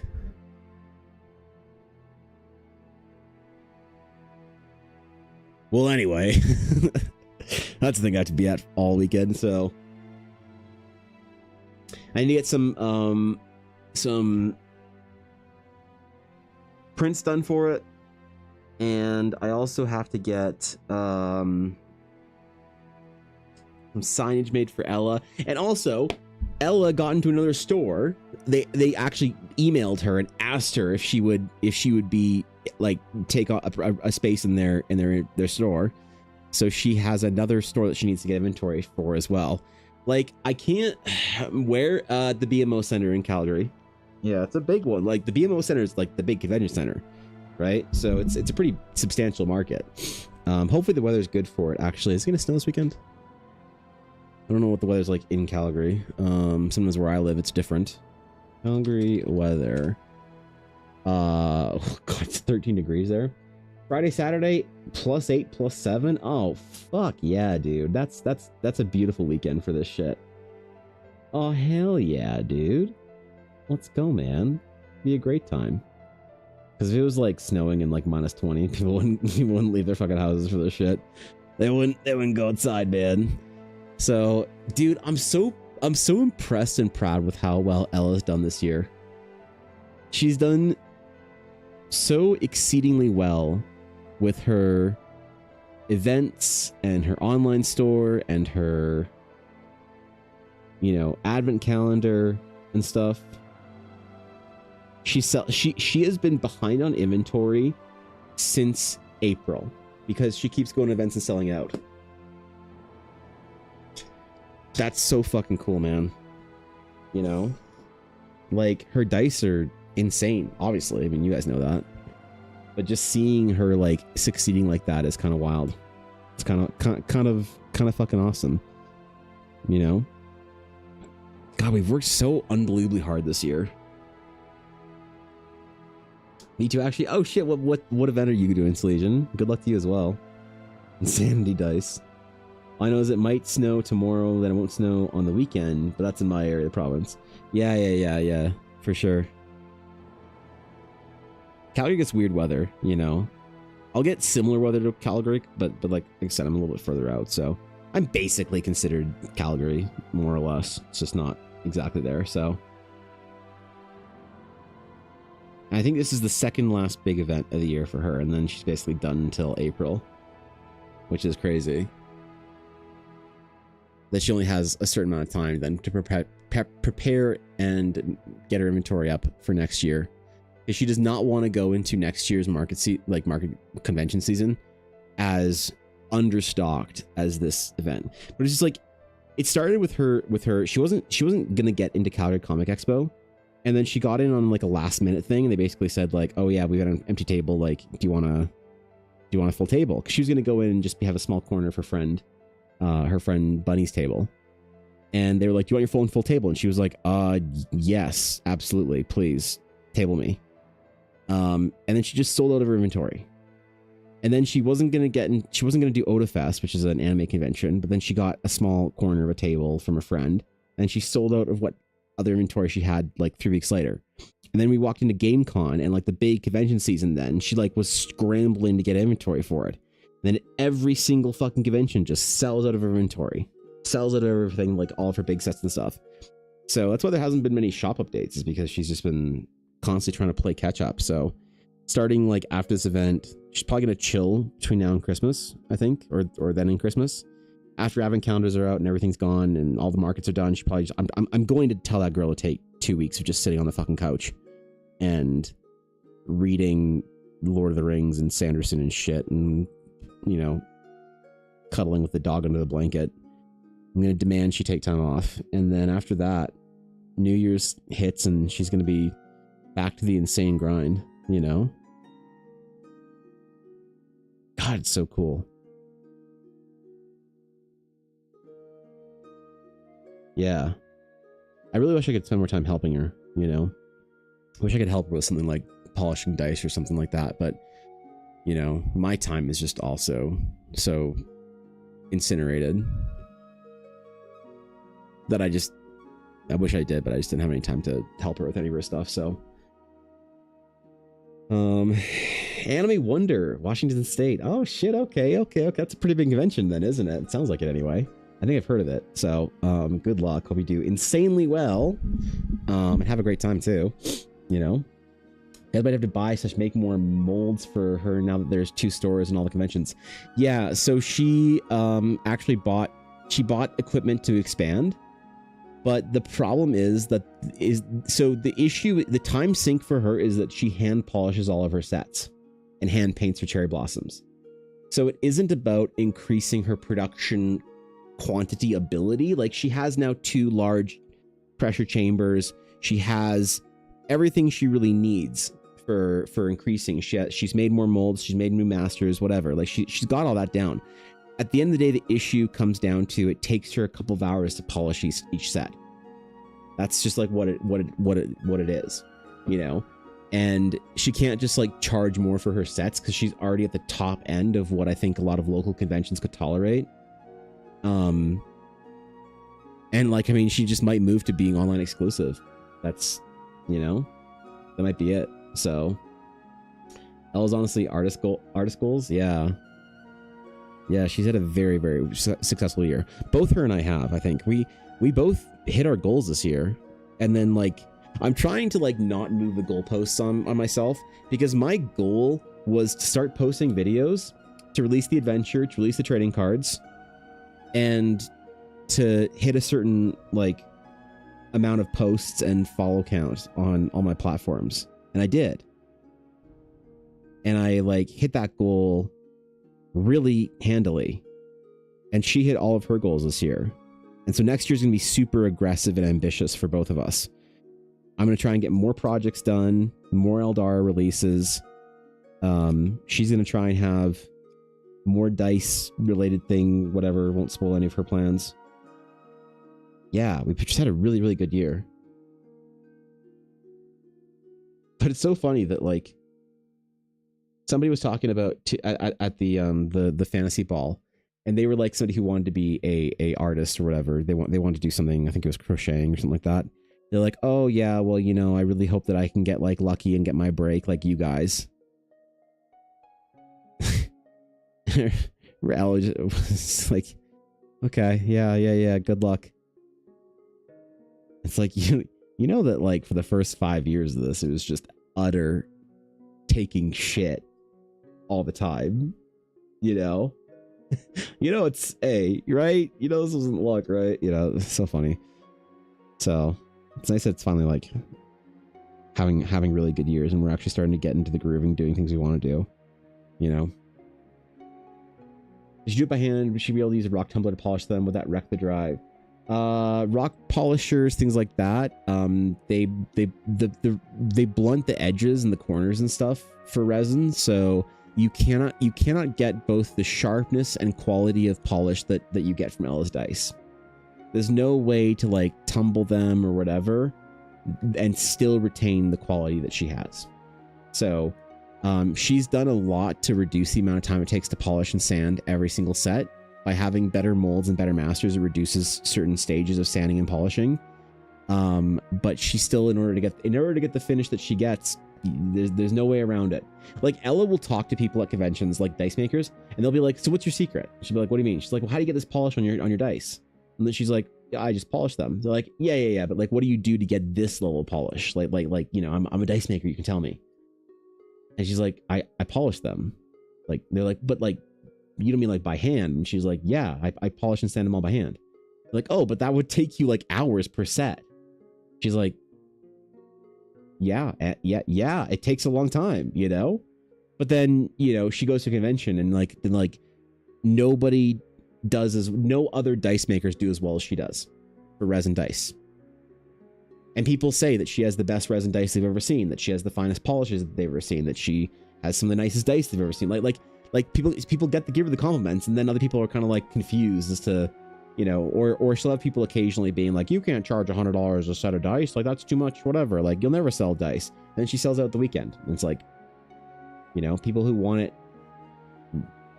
like done properly or whatever, downplay all your effort, hate that mentality. I know, right? It's kind of nasty. People do it / not by hand. So what a lot of people do is they want to do the fun, like pouring dice and making colors and mixing things and putting things in dice. That's all fun. And you put it in your mold and you like put it in the thing, and then you like, you know, you clip off the extra resin and whatnot. And a lot of people try and sell unpolished, unsanded dice. Or like throw it in a tumble. Like if you buy dice that's like manufactured dice, they aren't obviously hand polished, but that's why like dice that you buy off of fancy Kickstarters and shit, they're all like resin dice or whatever, they aren't as nice because they just aren't done by hand. So they have a little bit of a weird texture. They have a coating because they apply a sealer to it to sort of even out and smooth some of the grooves. So yeah, you can, like, manufacturing dice is a thing you can do, but you can't get the level of polish and quality that Ella has. You cannot replicate it without hand polishing it. It's like anything, man. You know, the handmade stuff is time consuming and better for a reason in a lot of ways. But yeah, a lot of people do it by, you know, afraid to polish the numbers off the dice if I did it by hand. Well, the numbers are pretty deeply indented, so she doesn't worry about that, because then when she paints them, yeah, she paints the dice and then polishes it off, and she sands the dice, then paints them, then does the final polish and whatnot. That's never an issue. You know, painting your sometimes sand. She used to, when she was new to this, she used to sand her dice down where she would grind into a number and she'd like lose a set. That was definitely an early dice maker mistake type thing that she learned. You know, it was really hard, but and I don't want to say she got past pretty quick. But she's out of that stage where that's ever a problem for her. She hasn't like ruined a set of dice from over sanding them or whatever in like a year. But it is tough, because then again, a lot of people will get into dice, they think it looks easy, and then they'll like grind a number off and realize they've killed a set, and it's like, whoops, you know, like, it's tough, man. It's actually really hard. My mold would have to be perfect before I'd sell it right out of it without any finishing work. Well, so that's the thing, is Ella's molds are about as perfect as you can get. Because Ella, to send a new set of masters, she spends around between 20 and 40 hours on each master die, right? So when she makes a new masters for like for her new master set, for her like current set that she made, to make perfect molds out of it, she spent a month making her 9-piece master set. She spent a whole month on it, like just constantly, all day, every day, multiple days per die, per single die, to get the most perfect masters. And even then she still does a hand polish, because the silicon, as good as it is, it still has a small amount of texture to it. It still has a slight tooth to it. It still has a slight, air whatever kind of texture. So but a lot of people will think that they can buy fancy masters, and they do buy fancy masters, and then they think that they can pull them out of their mold and just, clip the extra resin and then sell them. No, it's taken a lot. It's taken a lot for Ella to get to the point where she's at right now, but there's no way for her to get more dice done every year besides spending more time. So then it's like, so then what do? Do you just charge more for your dice? Maybe. People like Steve has told her that she criminally undercharges for her dice. But also the thing is, maybe she does. She doesn't necessarily have access to the market that will accept that a higher price point yet. She likes doing local markets, and she doesn't want to be charging like $200 a set and shit at local markets and stuff. So, yeah. So next year's gonna be pretty busy for her and I. We're both gonna be going pretty full in on a lot of stuff, which is gonna be pretty fun. But there'll be a lot of other changes and stuff happening next year. All good, but all right. It does. Ella is a crafter after my own heart. The attention to detail. Well, yeah, I mean that comes also from her like her engineer background gives her, I think, a obsessive sort of like process focused mindset. A lot of artists are impatient, a lot of artists are impatient, and that's like a big issue with a lot of like illustrators or concept artists like what I do, is that they want to get to a new piece now. They want to do the cool thing next. They want to get on to the next thing. And that's when like the amount of people that I've talked to at conventions that have said something along the lines of like, I used to make dice, like they'll be like, oh, these are really nice dice, and I know because I used to make dice. A lot of people used to make dice because a lot of them thought it was easy, but they realized very quickly through one bad convention where they don't sell a single set and pay $500 for a table. They realized very quickly that the quality is important, that you can't skip out on that shit. And so they think that pouring dice is like the TikToks they watch. You mix the cool colors, you open the dice, voila, and then you see the video of it opening the mold, and then you see the sexy shot of the dice and the light, kind of like rolling around in the person's hands. What they don't realize is that there's a multi-hour process between the mold getting opened and the dice showing up at the end result. That isn't part of the process video because it's kind of boring and difficult to record and whatever. And so a lot of people get out of it very quickly when they realize how difficult it actually is. But Ella likes that kind of stuff. She likes the process driven sort of like creation of things. She likes making shit. She likes doing and building things. She is like an engineer in all the best ways. She has all the creative components of that engineer's mind, where she likes to. She also demands to do it all herself. Like she didn't know how to 3D model, so she learned how to 3D model. She made her own masters. She didn't know where to get them made, so she bought a very expensive resin 3D printer, which if you know anything about resin printers versus filament printers, you know how difficult and expensive those are. So she could make her masters herself.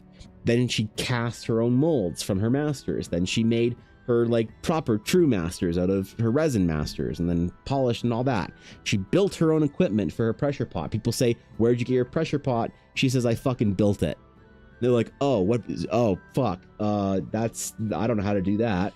And she learned how to do all that stuff. She learned, soldering and welding and everything. And she just has that, she has that engineer's mind that is somebody who sees a problem and and whenever there's something that you don't know how to do, she just goes and figures it out, you know, and she'll just do that over and over and over again with processes until she like gets it done, whatever it is. She'll just figure out how to do anything. There's no limitation to her of what is sort of like possible. She'll just figure it out, buy and build and design the system to do it. You know, which is really cool. So yeah, that's I think why she has the ability to do that. But built a pressure pot, that's bad. Yeah, she literally built her own pressure pot, because the problem is at the time when she was starting off, you couldn't get them imported easily. There are some American companies that make them, but you couldn't get them here. The import fees and whatever made them like over $1,000 after everything, which is weird. I don't know if it's the same now, but I think it is. And so she went out and literally built her own one. And it's like, okay, man, like, where do you get it? Where do you get yours from so you can start making dice at home? I don't fucking know. You just build it. How do you build a pressure pot? It's fucking, I don't know. You know? Like, your guess is as good as mine, dog. So it is kind of funny to see people talking to Ella about like, because Ella also, she's one of the only people that thinks about this like a business, right? She's one of the only people that takes it seriously enough. Her mindset on this is not to treat it like a hobbyist, because that's what I think is one, and I think that's like something that we both tried, like that I've really tried to instill in her, because that was a big shift for me, was treating it like a business and not a hobbyist. Treating it with the seriousness of it being a business. Like, do you want to do this for like, you want to do this as your passion? Well, you have to pay the bills, obviously. So you treat it like a business. Like, you can be a hobbyist artist and go do stuff and have fun and whatnot. But there's a whole component to being an artist that's not fucking fun, you know? And so when it's funny when people will say things at conventions like, oh, I wish I could get lucky and like do this on my own as well. It's like, again, luck has nothing to do with it, you know?